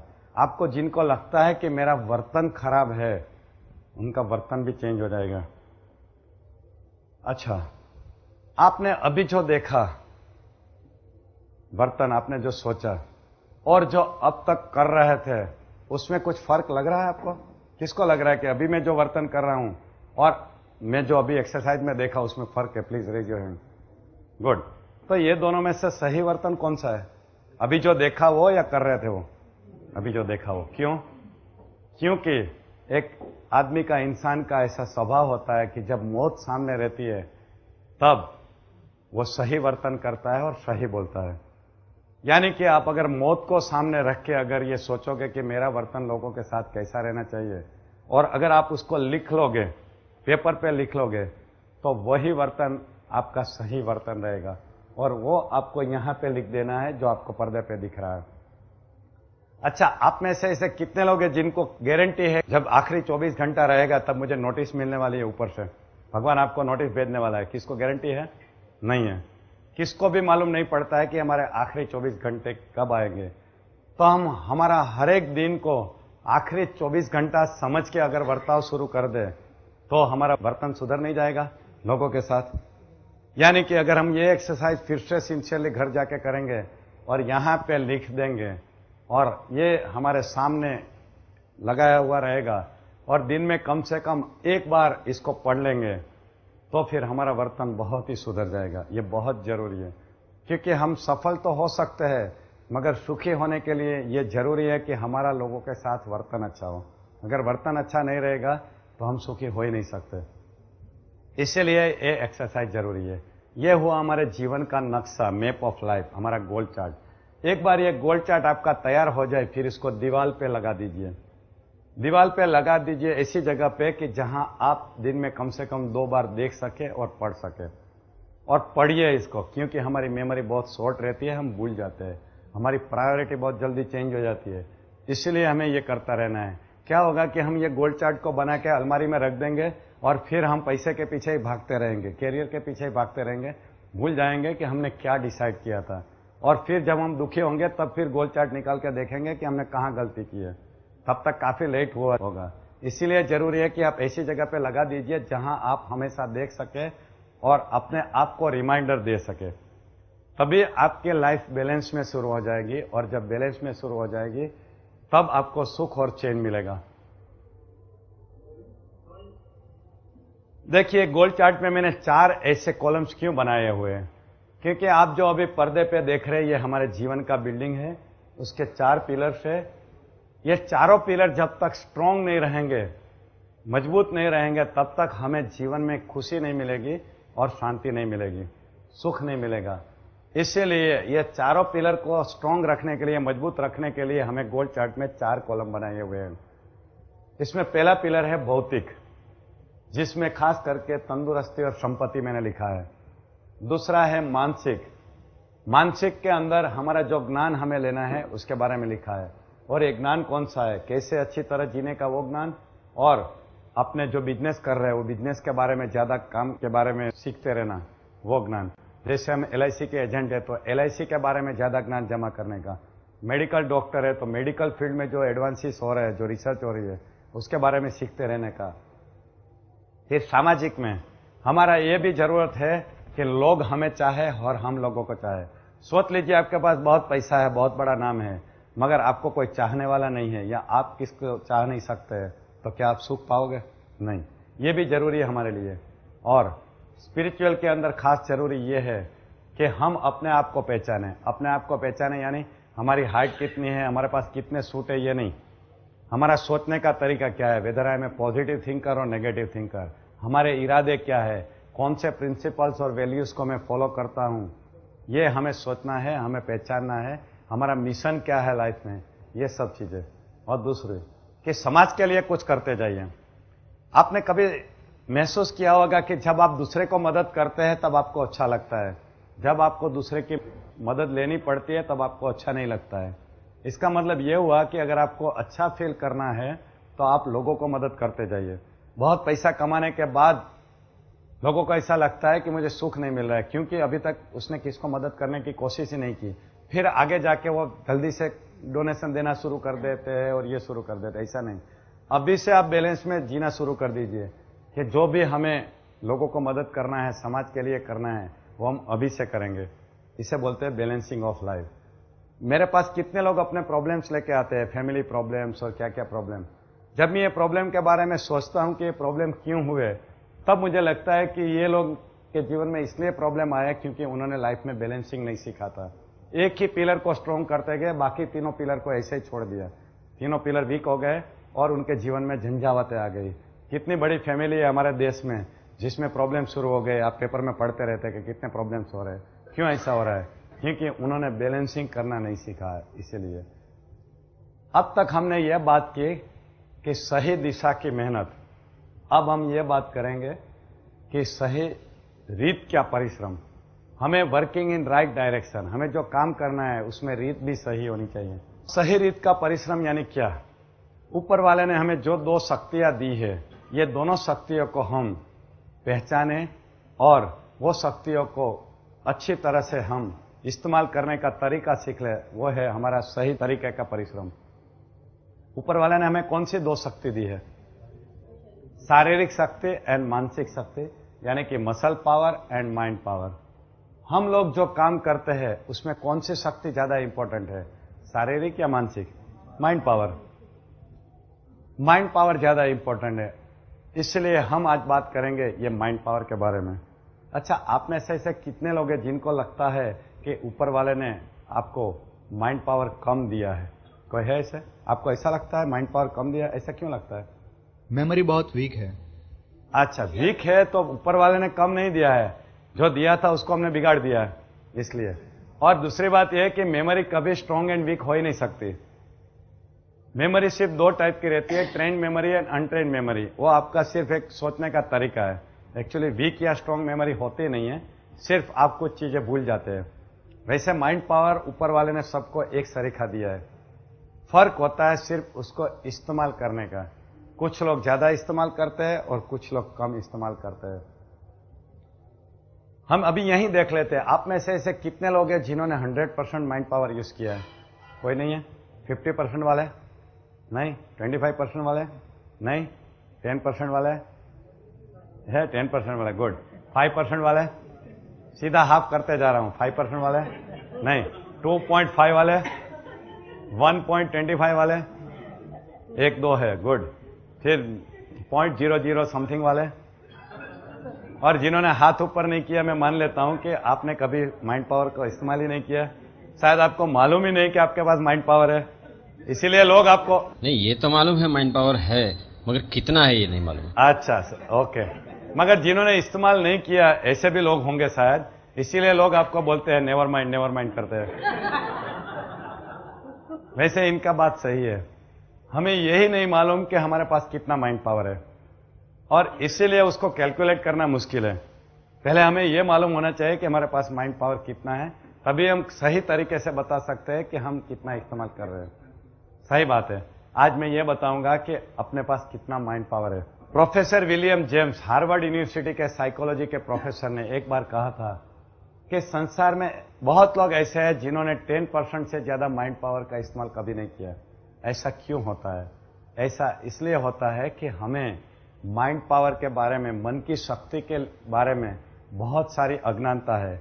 हमें यही नहीं मालूम कि हमारे पास माइंड है या नहीं है, और है तो कहां पे है, माइंड क्या है, कितने माइंड है, ये माइंड की कितनी शक्तियां है, ये सब चीजें हमें नहीं मालूम है, और उसको खास करके कैसे इस्तेमाल करते हैं, ये सब चीजें नहीं मालूम होने की वजह से हम माइंड पावर का बहुत ही कम इस्तेमाल करते हैं। सिर्फ यही अज्ञानता है। आज जो हम बात करने जा रहे हैं वो यही बात करेंगे कि मन क्या है, मन कैसे काम करते हैं, कितने मन है, मन कहां पे है, ये मन की शक्तियां क्या है, मन को कैसे इस्तेमाल किया जाए। अगर आपको ये सब मालूम हो जाए तो अब तक आप जो माइंड पावर का इस्तेमाल करते थे उससे बहुत गुना ज्यादा आप इस्तेमाल कर पाओगे। शायद ये 10% से भी ज्यादा, 20%, 30%, 40%। सोच लीजिए कि आपने अभी तक 5 या 10% माइंड पावर यूज किया है, इस्तेमाल किया है, फिर भी आप कितना कुछ पा चुके हैं। अच्छी पोजीशन पे है, आपके पास अच्छा घर है, अच्छी गाड़ी है, सब कुछ है। तो अगर आप माइंड पावर का ज्यादा इस्तेमाल करोगे तो क्या हो सकता है? धीरूभाई अंबानी बन सकते हैं, बिल गेट्स बन सकते हैं, सोनिया गांधी बन सकते हैं, कुछ भी बन सकते हैं। आज हम यही बात करेंगे कि माइंड पावर क्या है। वैसे रामायण में एक किस्सा है कि हनुमान जी को भी मालूम नहीं था कि उनके पास कितनी शक्तियां है, आपको मालूम है? और उनकी शक्तियों का परिचय उनको किसने करवाया था? जाम्बुवन ने करवाया था। आजकल मैंने भी जाम्बुवन का काम शुरू कर दिया है। लोगों को मैं ये बताता हूं कि आपके पास कितनी शक्तियां है, खास करके मन की शक्तियां, जिसका इस्तेमाल करके आप जीवन में कितना सफल और सुखी हो सकते हैं। आज हम यही बात करेंगे, मन मन मन, ओनली माइंड। मन के बारे में जो सबसे पहले अज्ञानता यह है कि मगज यानी कि दिमाग और मन में क्या फर्क है। लोग ऐसा ही समझते हैं कि दिमाग और मन एक ही चीज है। नहीं, दिमाग और मन एक ही चीज नहीं है। आपको शायद मालूम होगा दिमाग और मन में क्या फर्क है। आपको मालूम है? नहीं मालूम है? बोल नहीं सकते। अच्छा, मालूम है? आपको मालूम है? दिमाग हमारे शरीर का एक भाग है। Very good. और मन हमारा सेंसेशन है। Okay, yes sir. It's like a software and hardware. Okay, very good. जरा और डिटेल में समझाएंगे? यस। नहीं मालूम है? आपको मालूम है? नहीं मालूम है? ओके, मालूम है? दिमाग जो है हार्डवेयर है। वो तो उन्होंने बताया, और कुछ बताइए। Yes sir. दिमाग यानी जो हम काम करते हैं वो दिमाग से करते हैं, और जो सोचते हैं वो मन से सोचते हैं। ओके, हाँ, और? Yes sir. વિચારોનું સાતત્ય એ મન। हाँ, और दिमाग यानी? નવા નવા વિચારો આવે એ દિમાગ। ओके, देखिए कितना कंफ्यूजन है। मैं आपको बताता हूँ दिमाग और मन में क्या फर्क है। दिमाग हमारे शरीर का एक हिस्सा है, एक अंग है, एक पार्ट है, बॉडी का एक पार्ट है, एक भौतिक पदार्थ है जिसको हम देख सकते हैं, जिसको हम काट सकते हैं, जिसका हम फोटोग्राफ ले सकते हैं, जिसका हम नाश कर सकते हैं। It's a physical entity. मन ये कोई पदार्थ नहीं है, शरीर का कोई अंग नहीं है, शरीर में से उत्पन्न होती शक्ति है जिसको हम देख नहीं सकते, जिसको हम काट नहीं सकते, जिसके ऊपर ऑपरेशन नहीं कर सकते, जिसका फोटो नहीं निकाल सकते। जिसका नाश नहीं कर सकते। जैसे बिजली है, इस दीवार में से बिजली बहती है, हम देख नहीं सकते मगर बिजली का इस्तेमाल कर सकते हैं। कभी देखिए आपने बिजली? नहीं देखी है तो बिजली देखी नहीं है, फिर भी हम इस्तेमाल करते हैं। वैसा ही मन है, मन भी बिजली जैसी एक शक्ति है जो हमारे शरीर में से उत्पन्न होती है और दुनिया की और शक्तियों के साथ जुड़ी हुई है। इन्होंने जैसे बताया कंप्यूटर के लैंग्वेज में, दिमाग यानी हार्डवेयर, मन यानी सॉफ्टवेयर। हम जो इस्तेमाल करते हैं वो सॉफ्टवेयर यूज करते हैं जो हमारे हार्डवेयर के अंदर है। हमारे ये बॉडी, ये दिमाग, ये सब हमारा हार्डवेयर है और उसके अंदर हमारा ये सॉफ्टवेयर रहता है जिनको हम मन बोलते हैं। तो आज हम बात करेंगे वो सॉफ्टवेयर की जिसका हम प्रतिदिन यूज करते हैं, इस्तेमाल करते हैं। अब हम बात करेंगे मन की। हमारे पास ऐसे दो मन है, जागृत मन और अर्ध जागृत मन। इनका जैसे नाम है वैसा ही इनके काम है। जागृत मन हमारी जागृत अवस्था में ही हम इस्तेमाल करते हैं। जब हम सो जाते हैं या बेहोश होते हैं तब हम जागृत मन का इस्तेमाल नहीं करते हैं। अर्ध जागृत मन 24 घंटा काम करता है, 24 आवर्स काम करता है। ये दोनों में खास तफावत है। दूसरा एक खास तफावत यह है कि जागृत मन के पास सिर्फ 10% पावर है, जबकि अर्ध जागृत मन के पास 90% पावर है।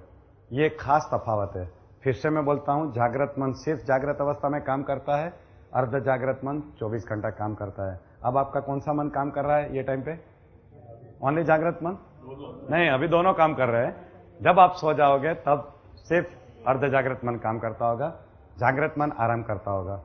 अब हम एक के बाद एक मन के बारे में बात करेंगे कि जागृत मन के पास कौन सी शक्तियां है और अर्ध जागृत मन के पास कौन सी शक्तियां है, और उसके बाद मैं ये बताऊंगा कि ये दोनों को कैसे अच्छी तरह इस्तेमाल किया जाए। तो पहले हम बात करेंगे जागृत मन की शक्ति है। हमारी जो ये 5 इंद्रियां है, ये इनके ऊपर कंट्रोल हमारा जागृत मन का है। आंख, कान, नाक, जीभ और हमारी चमड़ी, स्पर्श, ये 5 इंद्रियों के ऊपर हमारा कंट्रोल जागृत मन से होता है। हम जो हलन चलन करते हैं, जो मूवमेंट्स करते हैं, ये मूवमेंट्स हम जागृत मन से करते हैं।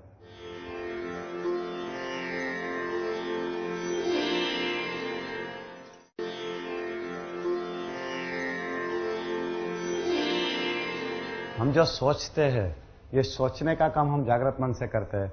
आपको अनुभव है कि जब आप सुबह उठते हैं तब सोचना शुरू हो जाता है, रात को सो जाते हैं तो सोचने का बंद हो जाता है। इसका मतलब ही ये हुआ कि जागृत मन से होते हैं।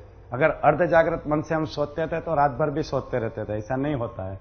यानी कि सोचने का काम हम जागृत मन से करते हैं। वैसे सोच 2 टाइप की रहती है। कौन सी 2 टाइप है? Positive and negative. सकारात्मक सोच, नकारात्मक सोच, अच्छी सोच, बुरी सोच। कौन सी सोच अच्छी है? पॉजिटिव, यानी कि सकारात्मक सोच। सकारात्मक विचार कौन से रहते हैं जरा हम देख लेंगे। मेरा भाग्य उज्जवल है, सभी लोग अच्छे हैं, मेरे जीवन में कोई समस्या नहीं है, लोग मुझे खूब चाहते हैं, मैं बहुत कुछ जानकारी रखता हूं और सतयुग आ रहा है। ये सब हमारी सकारात्मक सोच है।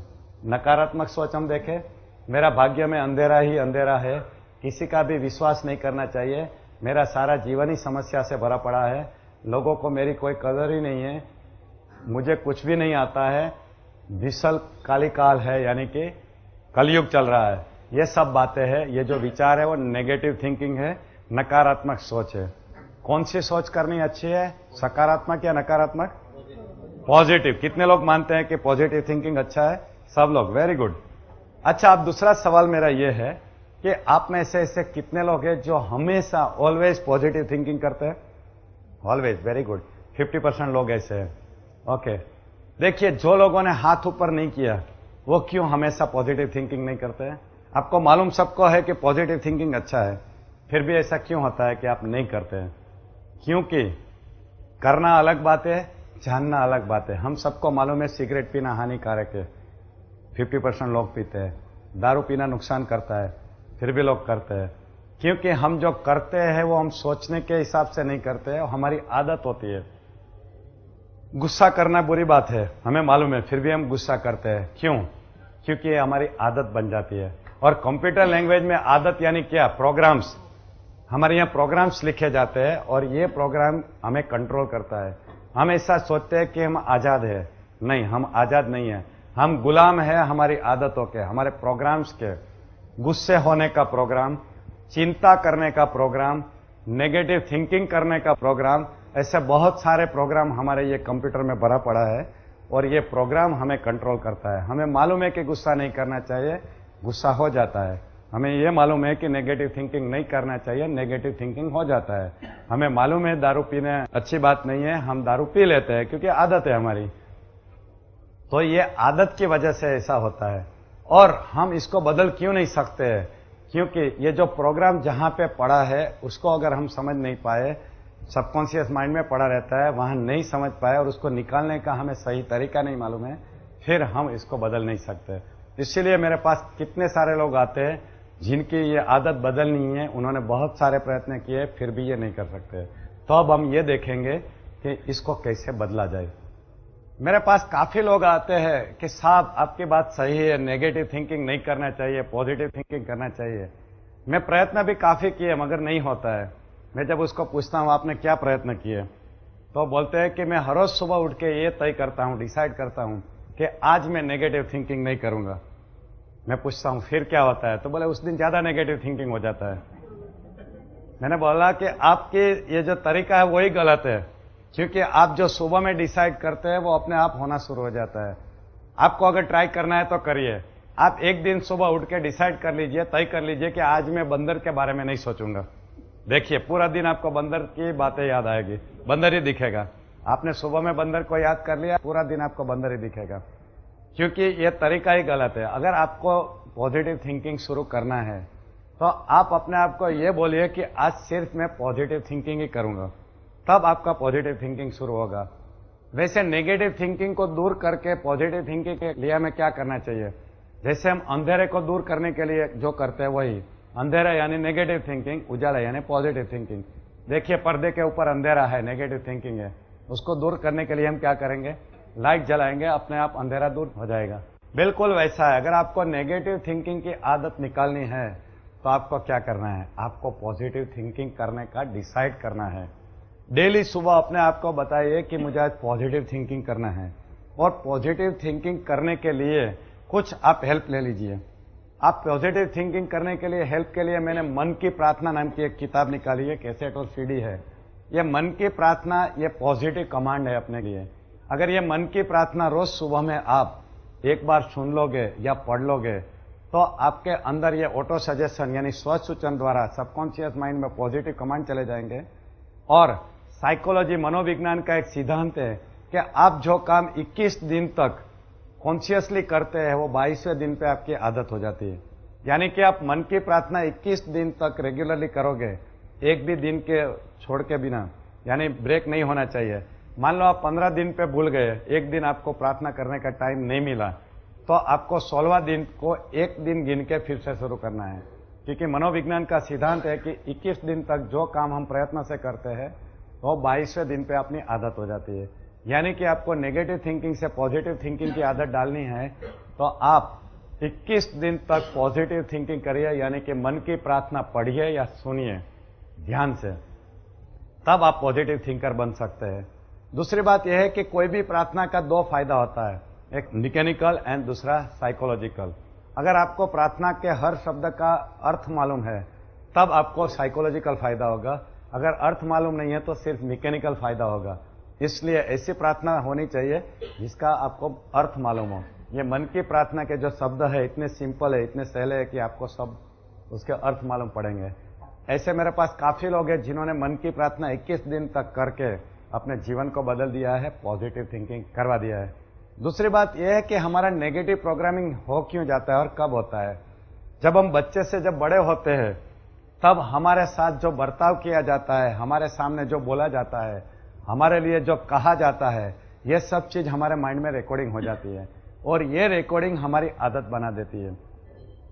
अमेरिका में एक रिसर्च हुआ था, एक सर्वे हुआ था कि जब बच्चा पैदा होता है तो 18 साल तक उनके बारे में जो कहा जाता है उसमें कितना नेगेटिव होता है, कितना पॉजिटिव होता है। उनके साथ परमानेंटली एक रिकॉर्डिंग मशीन चालू करके रख दिया गया, पैदा हुआ तब से 18 साल तक, और 18 साल के बाद जब उसको एनालाइज किया गया, पृथक्करण किया गया, तब मालूम पड़ा कि अमेरिका में एवरेज हर बच्चा 18 साल पूरा करने के पहले 36 घंटे तक कंटिन्यूस चले ऐसे नेगेटिव कमांड ग्रहण करता है, अंदर ले लेता है, चाहे वो अपने पेरेंट्स से हो, शिक्षक से हो, टीवी से हो, पड़ोसियों से हो, कहीं से भी हो। कैसा कि तू गधा है, तेरे में अक्ल नहीं है, तू कुछ नहीं कर पाएगा, ऐसे नेगेटिव कमांड। सोच लीजिए कि आपको कोई बिठा के 36 घंटे तक तुम्हारे बारे में नेगेटिव बोलते रहे कि तुम्हारे में कुछ नहीं है, तुम कुछ नहीं कर पाएगा, तुम गधा है, तुम्हारा दिमाग अच्छा नहीं है, ऐसी बातें करते रहे तो आपके दिमाग की क्या हालत होगी। वैसे हमने ईसप की कथा सुनी हुई है। ईसप की कथा में है कि एक ब्राह्मण अपने कंधे पे बकरी उठा के जा रहा था। उसको कुछ धूर्त लोग मिले, उनको लगा कि इनसे बकरी ले लेनी है, तो उन्होंने आइडिया किया। 4 लोगों ने मिलके एक के बाद एक दूत आके उससे आके बात करता है और उसको मना लेता है कि उसके कंधे पे जो है वो बकरी नहीं है, कुत्ता है। पहला आदमी आके बोलता है, अरे ब्राह्मण तुम क्या कर रहा है, तुम्हें शर्म नहीं आ रही है, तेरे कंधे पे कुत्ता लेके जा रहा है, तेरा धर्म भ्रष्ट हो रहा है। तो ब्राह्मण बोलता है, नहीं नहीं ये कुत्ता नहीं है, तो बकरी है। ठीक है, वो फिर निकल जाता है। दूसरा आता है, फिर वही बात करता है, अरे ब्राह्मण तुम क्या कर रहा है, कंधे पे कुत्ता लेके जा रहा है। तो बोलता है, नहीं कुत्ता नहीं है, तेरे को दिखता नहीं है, जा यहां से। तो चला जाता है। तीसरा आके वही बोलता है, चौथा आके वही बोलता है। फिर ब्राह्मण को लगता है कि शायद मैं ही गलत हूं, और वो बकरी को फेंक देता है और आगे निकल जाता है। वो लोग उसको बकरी को उठा के लेके जाते हैं। आपने सबने ये कहानी सुनी है। सोच लीजिए कि अगर 4 बार एक ही बात लोगों को बताई जाए तो आदमी देखने के बाद भी बकरी को कुत्ता समझना शुरू कर देता है। तो अगर आपको 36 घंटे तक चले ऐसे नेगेटिव कमांड आपके कंप्यूटर में डाला जाए तो आपका कंप्यूटर की क्या हालत होगी। और ये तो अमेरिका की हालत है, जहां बहुत लोग काफी पढ़े लिखे हैं। हमारे देश की क्या हालत होगी हमें मालूम नहीं है, क्योंकि ऐसा कोई सर्वे हुआ या नहीं मुझे मालूम नहीं है। मगर ये तो मालूम है कि उससे अच्छा तो हमारा रिजल्ट हो ही नहीं सकता है। शायद 1 साल तक चले इतने कमांड हमारे बच्चे में भर जाता है। तो हमें क्या करना है, इसमें से क्या सीखना है। अब तो जो हो चुका वो भूल जाइए। अब एक बार डिसाइड कर लीजिए कि हम हमारे बच्चे के लिए कभी भी कोई नेगेटिव कमांड नहीं बोलेंगे। हम ये चाहेंगे कि हमारा बच्चा अब आगे जाके नेगेटिव थिंकर नहीं बने। हमारे बारे में भी अभी ये सोचना है कि आगे जाके हम कभी भी किसकी नेगेटिव बातें नहीं सुनेंगे।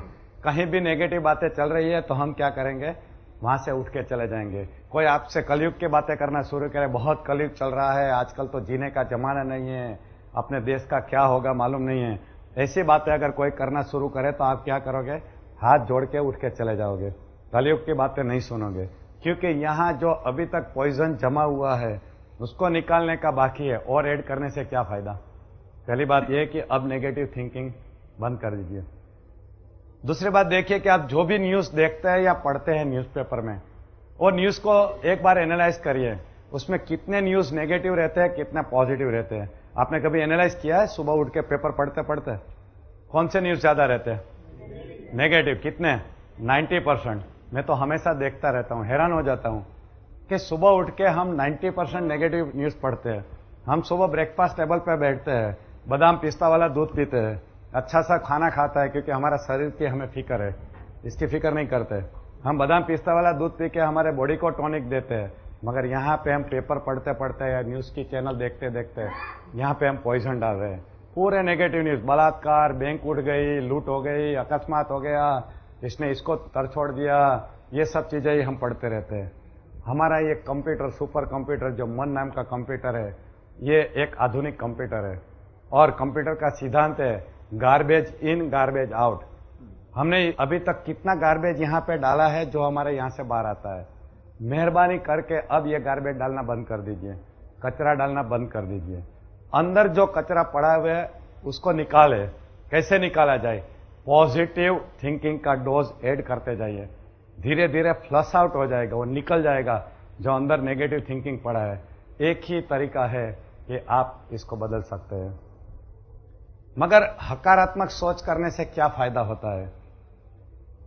मनोविज्ञान का एक सिद्धांत है कि आपकी जो बाहर की दुनिया है वो अंदर की दुनिया का प्रतिबिंब है।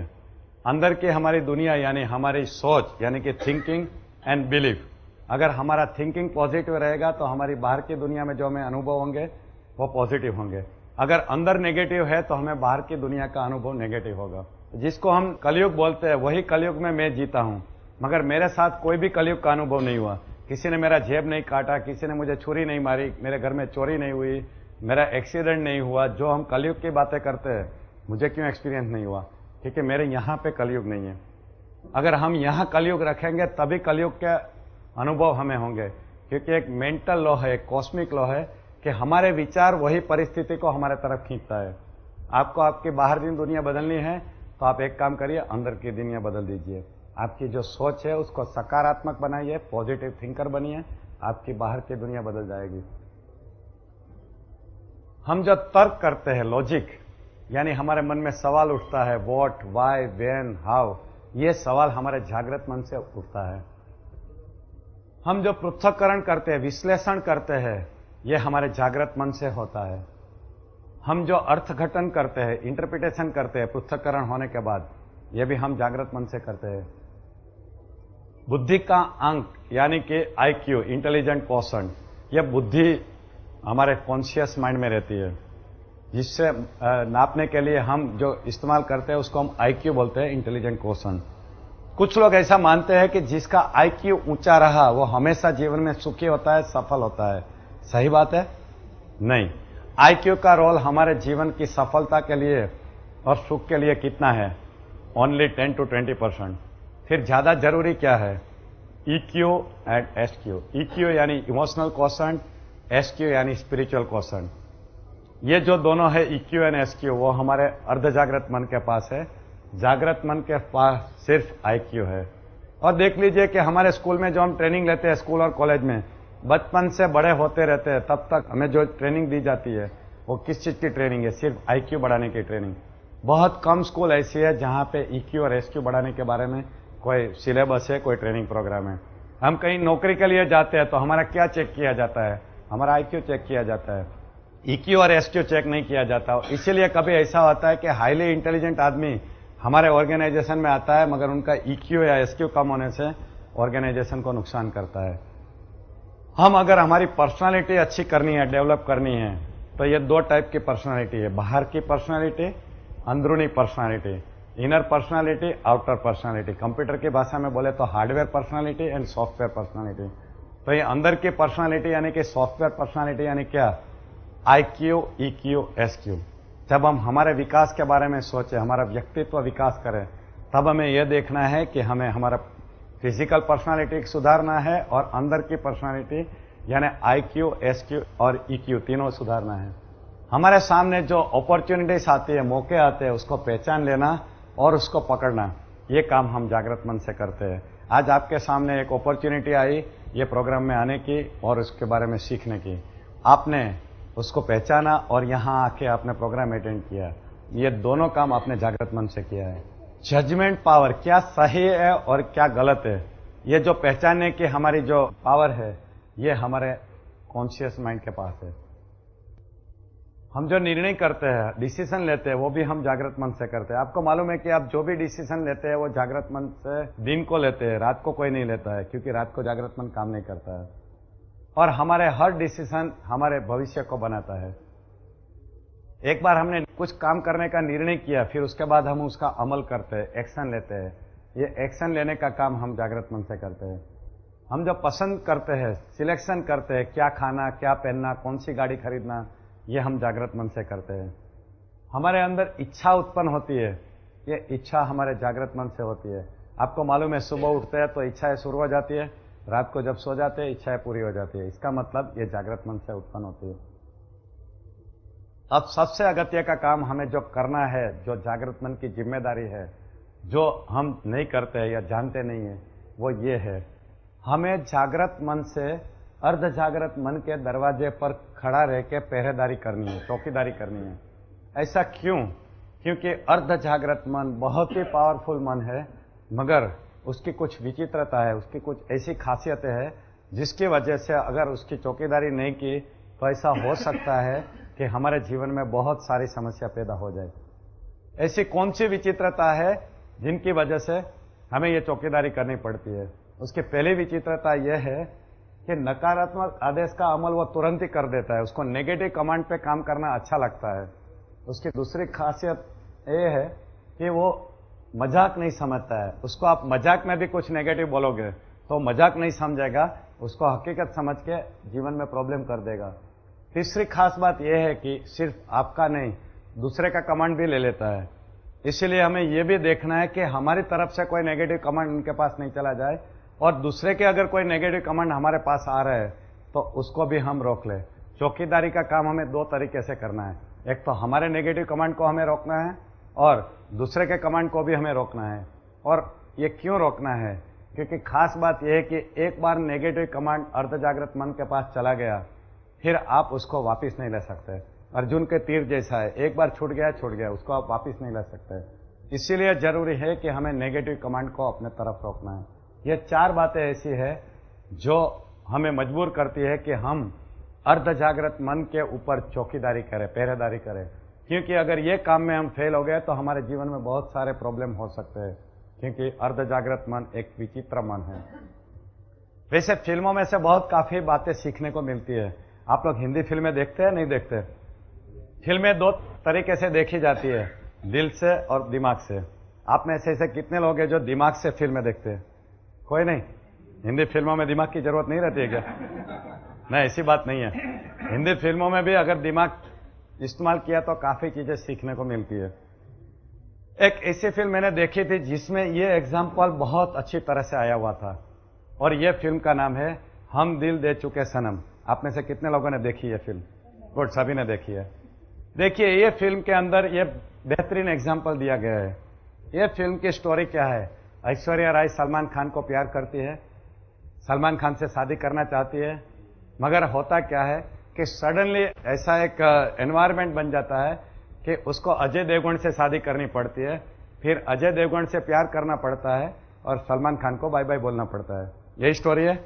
ऐश्वर्या राय जो सलमान खान को सिंसियरली प्यार करती थी, सलमान खान के साथ शादी करना चाहती थी और घर बसाना चाहती थी, मगर उसके लाइफ में ऐसा चेंज क्यों आया, यू टर्न क्यों आया कि उसको अजय देवगन के साथ शादी करनी पड़ी, अजय देवगन के साथ जीवन बिताना पड़ा? ऐसा क्यों हुआ? इसमें सबकॉन्शियस माइंड का सिद्धांत है। ऐश्वर्या राय गलती से एक नेगेटिव कमेंट बोल देती है, और ये नेगेटिव कमेंट जैसे ही खत्म होता है और स्टोरी में यू टर्न आना शुरू हो जाता है। आपको याद है ये कौन सा डायलॉग था जिसने ये पूरा यू टर्न दे दिया? Yes sir. तुम देखते रहोगे, कोई मेरी जिंदगी में आएगा और मुझे ले जाएगा। Very good. यानी कि आपने ये पिक्चर दिमाग से देखा है। Very good, wonderful. देखिए, हिंदी पिक्चर दिमाग से देखने से क्या फायदा होता है।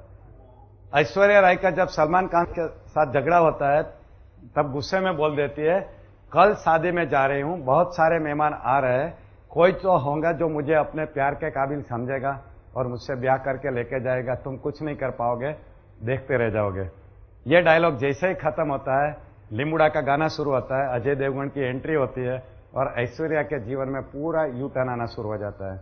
फिर ऐश्वर्या राय कितनी मेहनत करती है, उसको सलमान खान मिलता नहीं है। समीर, जश्न शुरू होने वाला है, मजा मत खराब करो। ठीक है, बोलो अपनी दिल की बात, मैं सुनूंगी। क्या कहना चाहते थे तुम? मैं अब यही कहना चाहता हूँ कि तुम मेरे प्यार के काबिल नहीं हो। अच्छा, बैठे रहो फिर। शादी में बहुत सारे लोग आए हुए हैं, कोई तो होगा जो मुझे प्यार के काबिल समझेगा। और आज अगर उसने मेरा हाथ बाबा से मांग लिया ना, तो फिर तुम देखते रहना खट्टे नींबूड़े।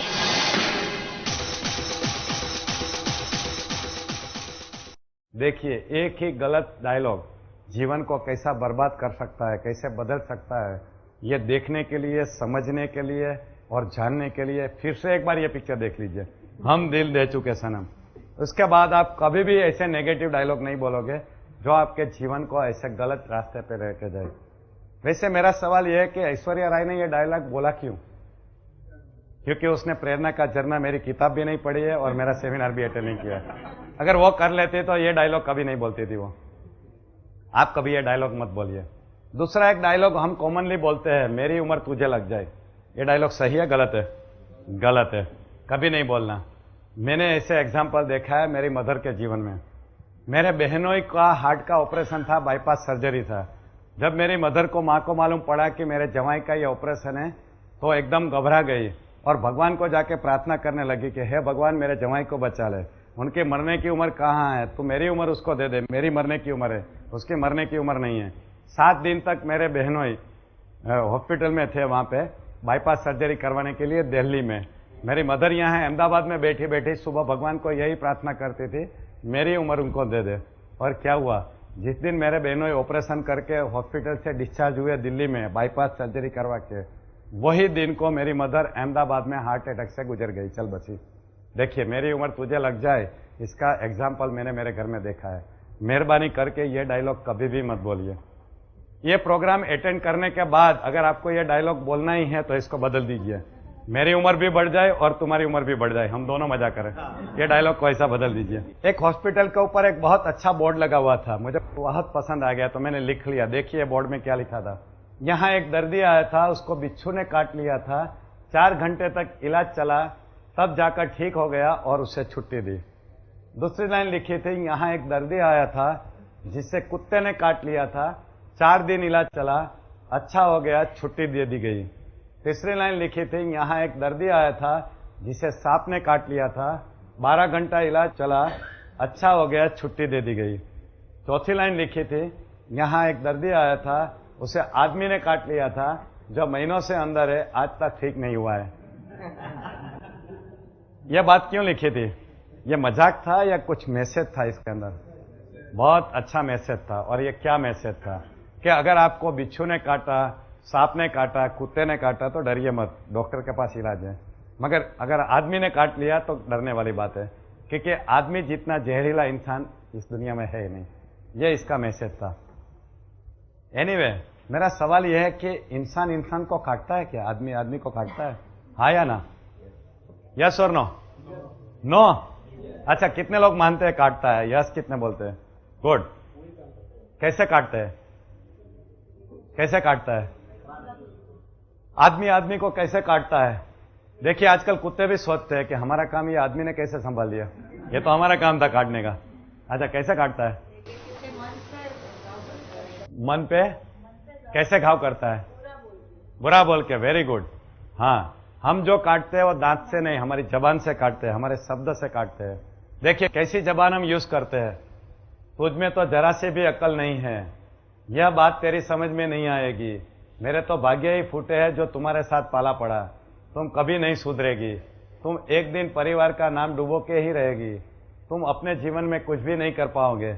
ऐसे जो डायलॉग है वो जब सामने वाला सुनता है तब उसका नेगेटिव प्रोग्रामिंग हो जाता है, हम उसको काटते हैं।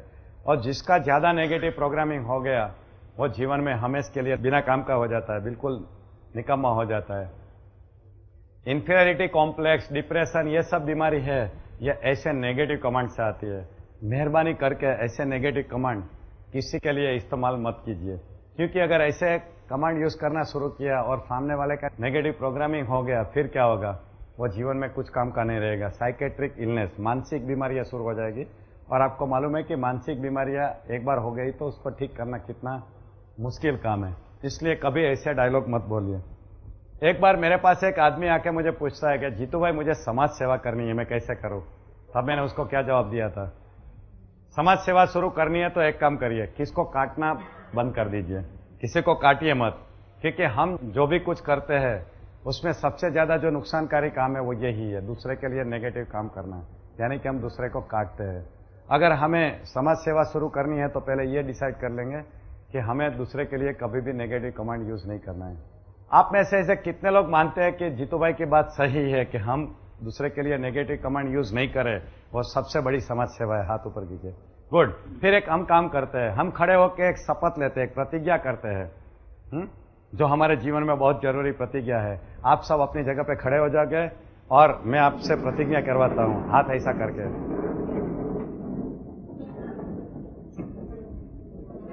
हाथ सीधा करके, और मैं आपको जो बोलता हूं आप रिपीट कीजिए। मैं आज के बाद कभी भी किसी को भी जाने या अनजाने में काटूंगा नहीं। Thank you. बैठ जाइए। आपने बहुत बड़ी प्रतिज्ञा कर ली, मेहरबानी करके इस प्रतिज्ञा को पालिए। जीवन की सबसे बड़ी प्रतिज्ञा है समाज सेवा शुरू करने के लिए। किसी के लिए भी कभी भी कोई नेगेटिव कमांड यूज नहीं करना है। मगर आपको यह नहीं लगता कि प्रतिज्ञा आपने बहुत कम लोगों ने ली है, मगर इस शहर में तो बहुत सारे लोग हैं जिनको इसके बारे में कुछ ज्ञान नहीं है। वो लोग जिनको ये ज्ञान नहीं है वो तो अपनी आदत से आपको काटते रहेंगे और आपको नुकसान करते रहेंगे। तो आपको अपने आप को ये काटने से कैसे बचाना है या इसके जहर से कैसे बचाना है, ये आपको नहीं लगता है कि आपको जान लेना चाहिए? जानना चाहिए या नहीं? ठीक है, मैं आपको ये बताता हूं कि अगर और लोग हमें काटे तो हमें अपने आप को कैसे बचाना है। देखिए, मैं डॉक्टर हूं, तो डॉक्टर बीमारी से बचाने के लिए क्या करते हैं? या टीका देते हैं, वैक्सीन देते हैं, या फर्स्ट एड यानी कि प्राथमिक सारवार देते हैं। इसके लिए भी मेरे पास दोनों है, टीका भी है और फर्स्ट एड भी है, प्राथमिक सारवार भी है। मगर देख लीजिए, ये टीका है, ये फिजिकल नहीं है, ये मानसिक है। ये शारीरिक नहीं है, मानसिक है। ये भौतिक नहीं है। जैसे टाइफाइड की रसी रहती है लिक्विड में, ऐसा लिक्विड नहीं है, क्योंकि ये काटने का भी मानसिक है और बीमारी भी मानसिक होती है, इसलिए इसका टीका भी मानसिक है और इसकी प्राथमिक सारवार भी मानसिक है। अब हम पहले देखेंगे कि कौन सा टीका है जो लगाने से हमें ये दूसरे के काटने की असर नहीं होती है। मेरे पास दो टाइप के टीके, एक इंग्लिश और एक अपना देसी। कौन सा चाहिए, इंग्लिश या देसी? दोनों बोल देता हूं मैं। एक ऐसा सेंटेंस है जो दिन में सुबह में 3 बार बोलने से आपको दूसरे के काटने की इफेक्ट नहीं होगी। डेली सुबह 3 बार बोलना है। इसकी इफेक्ट, इसकी असर सिर्फ 24 घंटा रहती है, यानी कि आपको हर 24 घंटे पे रिपीट करना है। यह इंग्लिश में है, day by day in every way I am getting better and better. यह सेंटेंस आपको रोज सुबह 3 बार बोल के अपने दिन की शुरुआत करनी है। ठीक है, ये जिनको इंग्लिश अच्छी तरह मालूम है उनके लिए है। अच्छा, जिनको इंग्लिश नहीं मालूम है उनके लिए हिंदी में है, मेरी दुनिया में सब कुछ श्रेष्ठ ही है और कल्याणकारी भी। यह सेंटेंस हमें दिन में 3 बार बोलना है। इस सेंटेंस को मैं बोलता हूं मन का महामंत्र। जैसे नवकार मंत्र, गायत्री मंत्र, ओमकार मंत्र है, ऐसा जितेंद्र अड़िया ने शुरू किया हुआ ये मंत्र है जिसका नाम है मन का महामंत्र। ये मन का महामंत्र आपको रोज सुबह में बोल के दिन की शुरुआत करनी है। आइडियली आपको सुबह में काम शुरू करने के पहले बोलना है। मगर एक बहन जी मुझे आके पूछती है कि मेरे तो घर में ही काटने वाले लोग ज्यादा है, तो मैं ये कब बोलूं? तब मैंने बोला, जब सुबह नींद खुलती है, आंखें खुलती है, तो बेड में सोते सोते ही, पथारी में सोते सोते ही पहले ये 3 सेंटेंस बोल दीजिए और फिर रूम से बाहर निकले। क्योंकि जैसे ही आप बेडरूम से बाहर निकलेंगे आपकी सास, ननद या कोई आपको काट लेगा। ऐसा एक भाई मुझे पूछता है, मगर बेड में ही कोई काटने वाला है, तब ये कब बोलने का? बेचारा शादीशुदा आदमी होगा। तो मैंने बोला, रात को बोल के सो जाइए, ताकि आधी रात को भी कुछ प्रॉब्लम हुआ तो आपको इफेक्ट नहीं होगी। तो आपको यह डिसाइड करना है कि आपको कब बोलना है, मगर बोलना जरूरी है। दिन में कभी भी बोल दीजिए। प्राथमिक सारवार, फर्स्ट एड। अभी प्राथमिक सारवार कब करनी पड़ती है? इमीडिएटली जब आपके ऊपर घाव होता है, जब आपके ऊपर अटैक होता है, तब करनी पड़ती है। आपको जब इमीडिएट कोई नुकसान होता है, मान लो एक दिन आप जल्दी में मंत्र बोला नहीं और घर से निकल गए, किसी ने आपको काट लिया, कोई बड़े कुत्ते ने काट लिया, तो आपको क्या करना है? आपको ये फर्स्ट एड को इस्तेमाल करना है। कैसे? जब आपको कोई नेगेटिव कमांड दे, यानी काटे कि तू गधा है, तू ये नहीं कर पाएगा, कुछ भी बोले, तो हमें क्या करना है? 2 बार कैंसल कैंसल बोलना है और 2 पॉजिटिव कमांड अपने आप को देना है। फिर से बोलता हूं, आपको 2 बार कैंसल कैंसल बोलना है और 2 पॉजिटिव कमांड अपने आप को देना है। मान लीजिए मुझे कोई बोले, डॉक्टर अड़िया आपका दिमाग सही नहीं है, तो मैं क्या करूंगा? उसके साथ कुछ आर्ग्यूमेंट नहीं करूंगा, मैं सिर्फ 2 बार कैंसल कैंसल बोलूंगा और मेरा दिमाग बहुत सही है, बहुत सही है, ऐसा बोल दूंगा। ठीक है? यानी कि आपको कोई नेगेटिव कमांड दे तो आपको यही करना है, उसको कैंसल कैंसल के उड़ा देना है और अपने आप को 2 पॉजिटिव कमांड दे देने हैं। समझ लिया सबने? करोगे? सामने वाले के साथ आर्ग्यूमेंट नहीं करना है और मन में ही बोलना है, जोर से नहीं बोलना है। ठीक है? यह हुआ है हमारे जागृत मन की शक्तियां।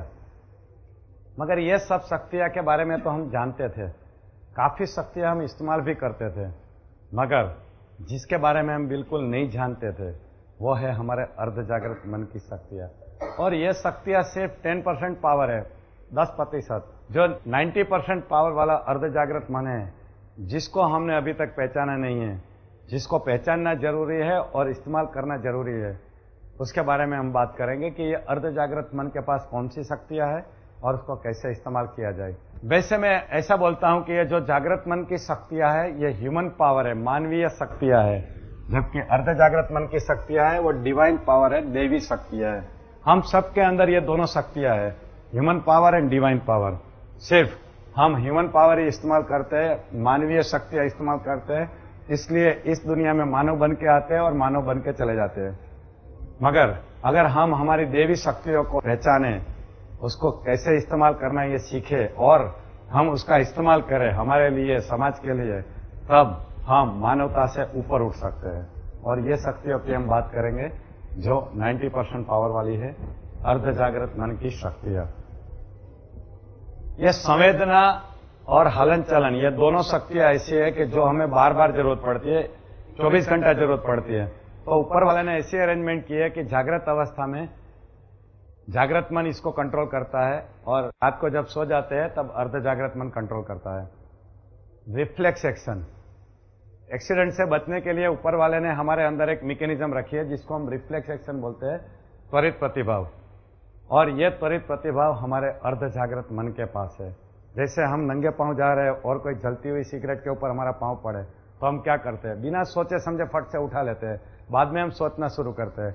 इसको बोलते हैं रिफ्लेक्स एक्शन, जो हमारा अर्ध जागृत मन कंट्रोल करता है। यानी कि हमारा बॉडीगार्ड का काम अर्ध जागृत मन करता है। टेलीपैथी, टेलीपैथी यानी क्या, कोई आदमी का विचार बिना कोई संदेशा व्यवहार के साधन के हम उसको जान ले, पहचान ले, रिसीव कर ले, उसको टेलीपैथी बोलते हैं। ये टेलीपैथी पावर हमारे अर्ध जागृत मन के पास रहता है। कभी कभी आपने महसूस किया होगा कि आप अपने अजीज दोस्त या रिलेटिव के बारे में सोच रहे हैं और वही टाइम पे उनका फोन आ जाता है या खुद मिल जाता है आपको और आप बोलते हैं तेरी बहुत लंबी उम्र है, 100 साल की उम्र है, तेरे ही बारे में सोच रहे थे और तुम आ गए या मिल गए या तुम्हारा फोन आ गया। ये कैसे होता है? ये टेलीपैथी पावर से होता है। हमारे अर्ध जागृत मन के अंदर भगवान ने एक रिसीवर और एक ट्रांसमीटर फिट किया हुआ है। ये रिसीवर है जो बाहर की दुनिया के विचारों को खींच के पकड़ता है और हमें वो संदेशा देता है, और जो ट्रांसमीटर है वो हमारे विचारों को ब्रॉडकास्ट करता रहता है। इसको हम टेलीपैथी पावर बोलते हैं। ये टेलीपैथी पावर हमारे सबके पास है।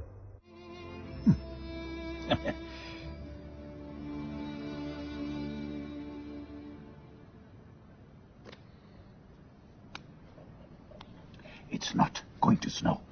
Please concentrate on your studies.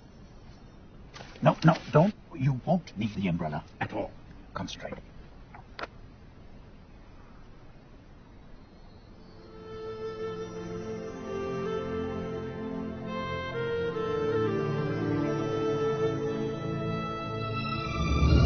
The umbrella.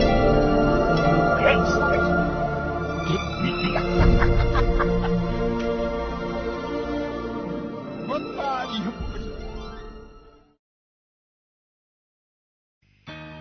तुम्हारे बात करने का स्टाइल, शांति से, समझदारी से, तुम्हारा वो फ्रेंडली स्माइल, और वो। पर मैं चिंकी नहीं हूं मुरली। काय को? तुम चिंकी क्यों नहीं हो? अपुन चिंकी को कभी नहीं देखा था। जब भी सोचता था तुम्हारा फोटो माइंड में आता था। ऐसी होगी अपनी चिंकी। साला अपुन के माइंड में वही फोटो चिपक गए। ये स्माइल, ये आंखें।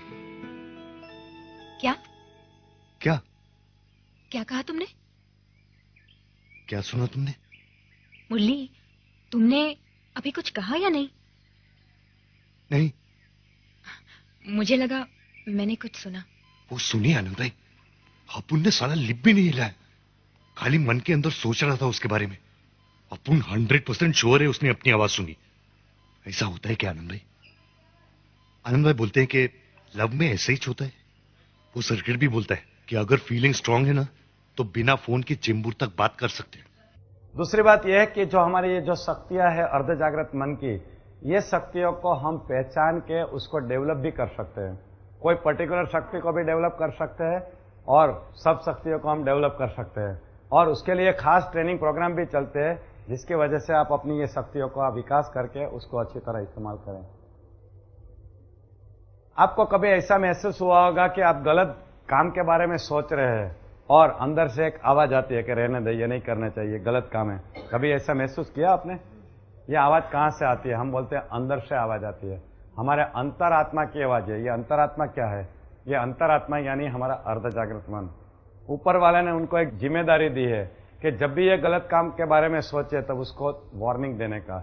ये जो वार्निंग सिस्टम है इसको हम कॉन्शियंस बोलते हैं। ये कॉन्शियंस हमारे अर्ध जागृत मन के पास है, यानी कि हमारा ये रक्षण के लिए एक वार्निंग सिस्टम रखी है। याद शक्ति, मेमोरी, ये याद शक्ति हमारे अर्ध जागृत मन के पावर में है। वैसे जो हम याद रखते हैं उसके 3 स्टेप रहते हैं।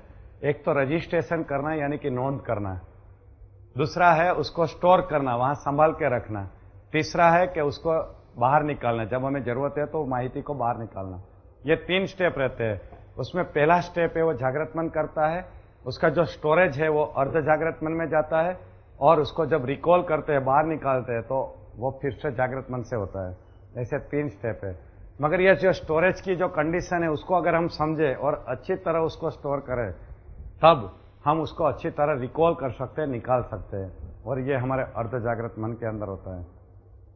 मैंने आईक्यू की बात की थी, तब मैंने ये बताया था कि आईक्यू से ज्यादा important EQ, emotional quotient, and SQ, spiritual quotient है।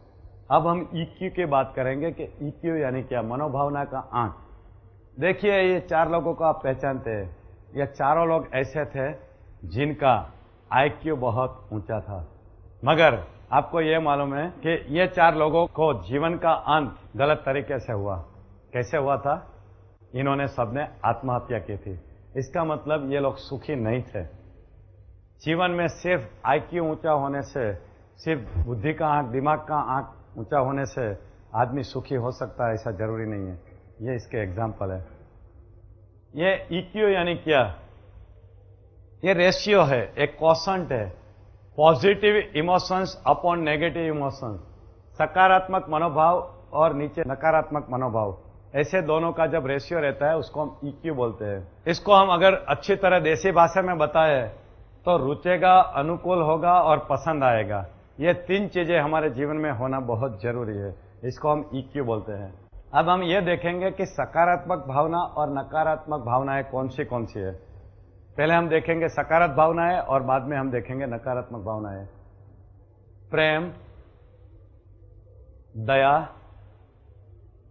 क्षमा, कृतज्ञता, सदा आनंदित रहना यानी ब्लिस, विश्वास, टॉलरेंस, कंपासन यानी करुणा, ये सब हमारी सकारात्मक भावनाएं थी। अब हम नकारात्मक भावनाएं देखेंगे।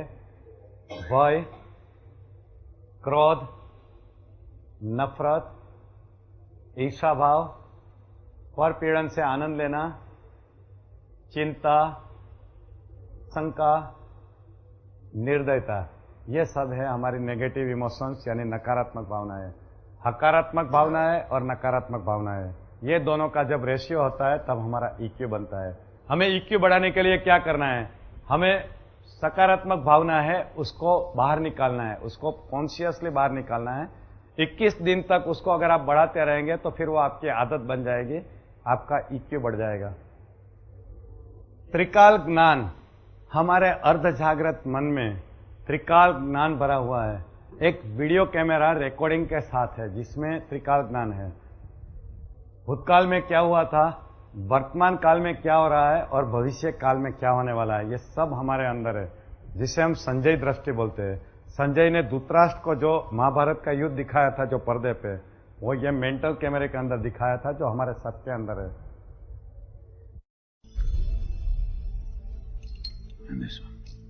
कुछ नहीं, इंशाअल्लाह बताया था ना तुमने।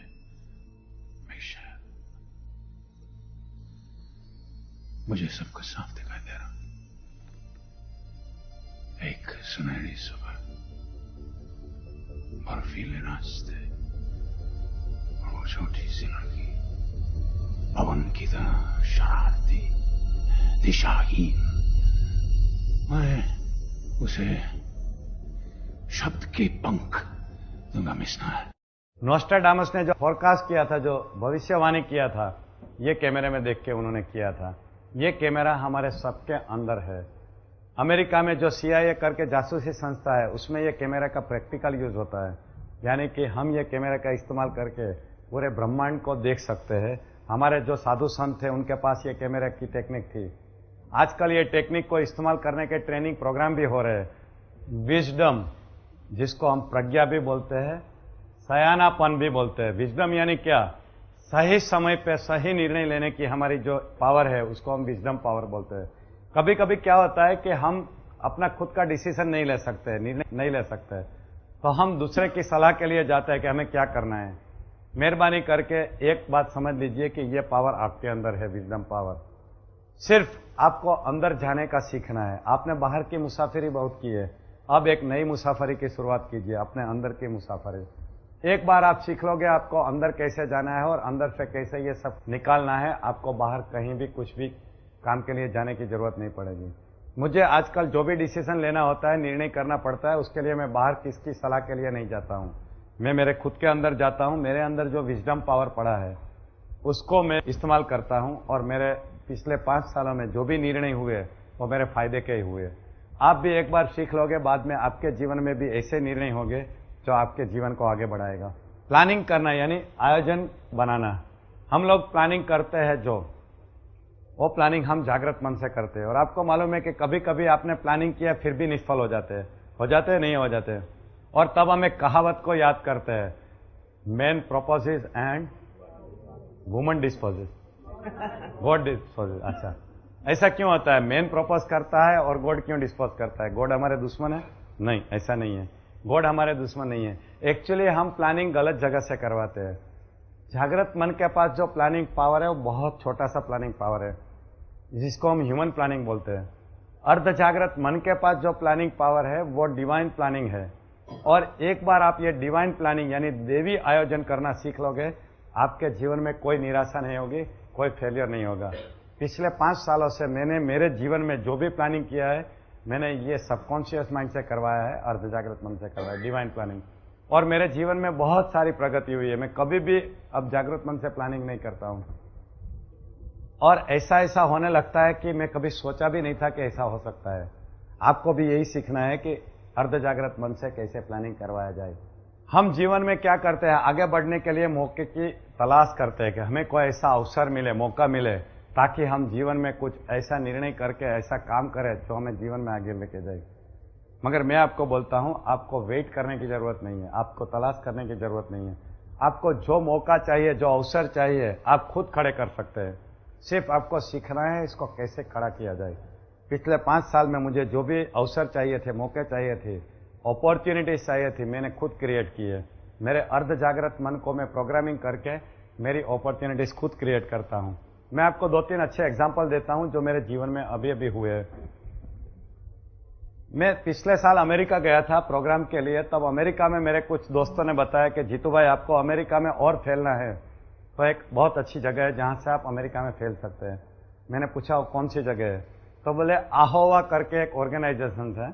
AHOA यानी AAHOA, Asian American hotel owners association. जितने अमेरिका में होटल्स है उसमें 95% होटल्स के मालिक एशियंस है। जितने एशियंस के होटल है उसमें से 95% मालिक इंडियन है, और जितने इंडियन होटेलियर्स है उसमें 95% गुजराती है, और जितने गुजराती के होटल है उसमें 95% पटेल की होटल है, और जितनी पटेल की होटल है उसमें 95% पटेल सूरत और नवसारी डिस्ट्रिक्ट के। ये खास बात है। तो इनका जो ऑर्गेनाइजेशन है AHOA करके, ये AHOA ऐसा ऑर्गेनाइजेशन है जो बहुत ही पावरफुल है इकोनॉमिकली एंड पॉलिटिकली। अगर आपका उसमें एंट्री हो जाए तो आप अमेरिका में फेमस हो सकते हैं। तो मैं तो खुश हो गया, चलो ये तो बहुत इजी है। मैंने सीधा मेरे सबकॉन्शियस माइंड को कमांड दे दिया, नेक्स्ट डेस्टिनेशन AHOA। अब मैं अगली बार तभी आऊंगा जब मुझे AHOA का इन्विटेशन मिलेगा।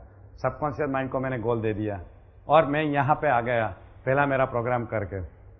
ये कुछ जून महीने की बात थी, जून 2003। जनवरी महीने में प्रवासी भारतीय दिवस यहाँ पे हिंदुस्तान में मनाया गया था दिल्ली में। तब मेरे कुछ दोस्त आए थे अमेरिका से, मैं उनको मिलने के लिए दिल्ली गया था। तो दिल्ली में एक पार्टी में हम खाना खा रहे थे, तो मेरे एक दोस्त ने एक दूसरे आदमी से मेरी पहचान करवाई कि मीट मिस्टर हितेश भक्ता, प्रेसिडेंट ऑफ AHOA। तो मैं एकदम चमक गया, अरे इस आदमी को तो मैं ढूंढ रहा था, हितेश भक्ता को। मैंने उसके बारे में सुना था कि ये गुजराती है, ये आदमी है, ऐसा पावरफुल है और ये बहुत पॉजिटिव है। तो जैसे मैंने उनसे बात की, मिला, तो उन्होंने सीधा मुझे पूछा, जीतू भाई सॉरी आप अमेरिका आए थे तो मैंने आपका प्रोग्राम अटेंड नहीं कर सका, मगर मुझे आपके बारे में मालूम है कि आप बहुत अच्छा प्रोग्राम करके गए। नेक्स्ट टाइम कब आ रहे हैं? मैं बोला क्यों ऐसा पूछ रहे हैं? तो बोला मुझे इच्छा है कि आप AHOA में आके एक प्रोग्राम दीजिए। तो मैंने बोला कब AHOA में प्रोग्राम है? तो बोले अप्रैल में हमारा कॉन्फ्रेंस है और मैं आपको इन्वाइट करना चाहता हूँ। मैं बोला ठीक है, आप मुझे तारीख बता दीजिए, मैं एडजस्ट कर लेता हूँ। उन्होंने मुझे तारीख बताया, 23 अप्रैल और आप खाली रखिए, जनवरी महीने की बात है। तो मैंने वो खाली रखा, फिर उन्होंने वहाँ जाके मुझे ऑफिशियल इन्विटेशन भेजा और इस साल में 23 अप्रैल को अमेरिका में ये आहोवा में जाके प्रोग्राम दिया, जो मेरा ड्रीम प्रोग्राम था, क्योंकि अमेरिका में फैलने के लिए ये बहुत जरूरी था। और ये तो सिर्फ मैंने प्रोग्राम के बारे में विजुअलाइज किया था और मैंने अर्ध जागृत मन को बोला था, और उससे भी ज्यादा हो गया। उन्होंने अपनी डेलीगेट्स किट में रखने के लिए मेरी प्रेरणा का झरना जो इंग्लिश बुक है स्प्रिंग ऑफ इंस्पिरेशन, वो 3000 कॉपी का उन्होंने मुझे ऑर्डर दिया। मैंने उसके लिए स्पेशल कॉपीज बनाई और यहाँ से उनको कार्गो भेजा, और जितने भी वहाँ डेलीगेट्स आए थे, होटल के मालिक जो मिलियनर है, उनकी सभी की किट में मेरी किताब रखी गई और पूरे अमेरिका के सब होटल मालिक के घर में मैं पहुंच गया। देखिए, उसके लिए प्लानिंग मेरे जागृत मन ने नहीं किया था, सिर्फ अर्ध जागृत मन ने ये जादू करके दिखाया।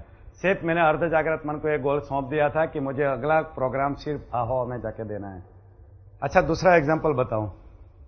मेरा 2002 2 अक्टूबर बंबई की ताज होटल में प्रोग्राम था, सब हीरा के मालिकों के लिए था।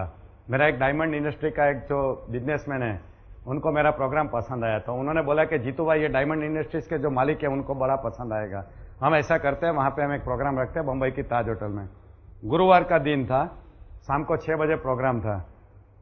पहली बार ऐसा हुआ कि डायमंड इंडस्ट्रीज एक ऐसे लेक्चर के लिए रेगुलर डे में बंद की गई। वहां के सब मालिक वहां ताज होटल में मेरा प्रोग्राम सुनने के लिए आए थे। ये इतने 50 साल की हिस्ट्री में कभी नहीं हुआ। डायमंड इंडस्ट्रीज की सब ऑफिस रविवार को बंद होती है, इन्होंने गुरुवार को बंद रखी थी, वो दिन गुरुवार का था, और ताज होटल में सब मिले। तो वो दिन दोपहर को मैं बंबई के शालीमार होटल में केम्स कॉर्नर पे खाना खा रहा था, लंच ले रहा था। तो मेरे टेबल के सामने के टेबल पे एक चाइनीज लड़की आके खाना खाने को बैठी, और वो चाइनीज लड़की को देख के मेरे दिमाग में एक ख्याल आया कि मेरा हांगकांग देखने का बाकी है। 10 साल पहले मैं सिंगापुर और बैंकॉक गया था, तब मेरा हांगकांग का ट्रिप मेरी इच्छा थी, फिर भी नहीं जा सका था। तो मुझे ये चाइनीज लड़की को देख के सिर्फ हांगकांग की याद आ गई।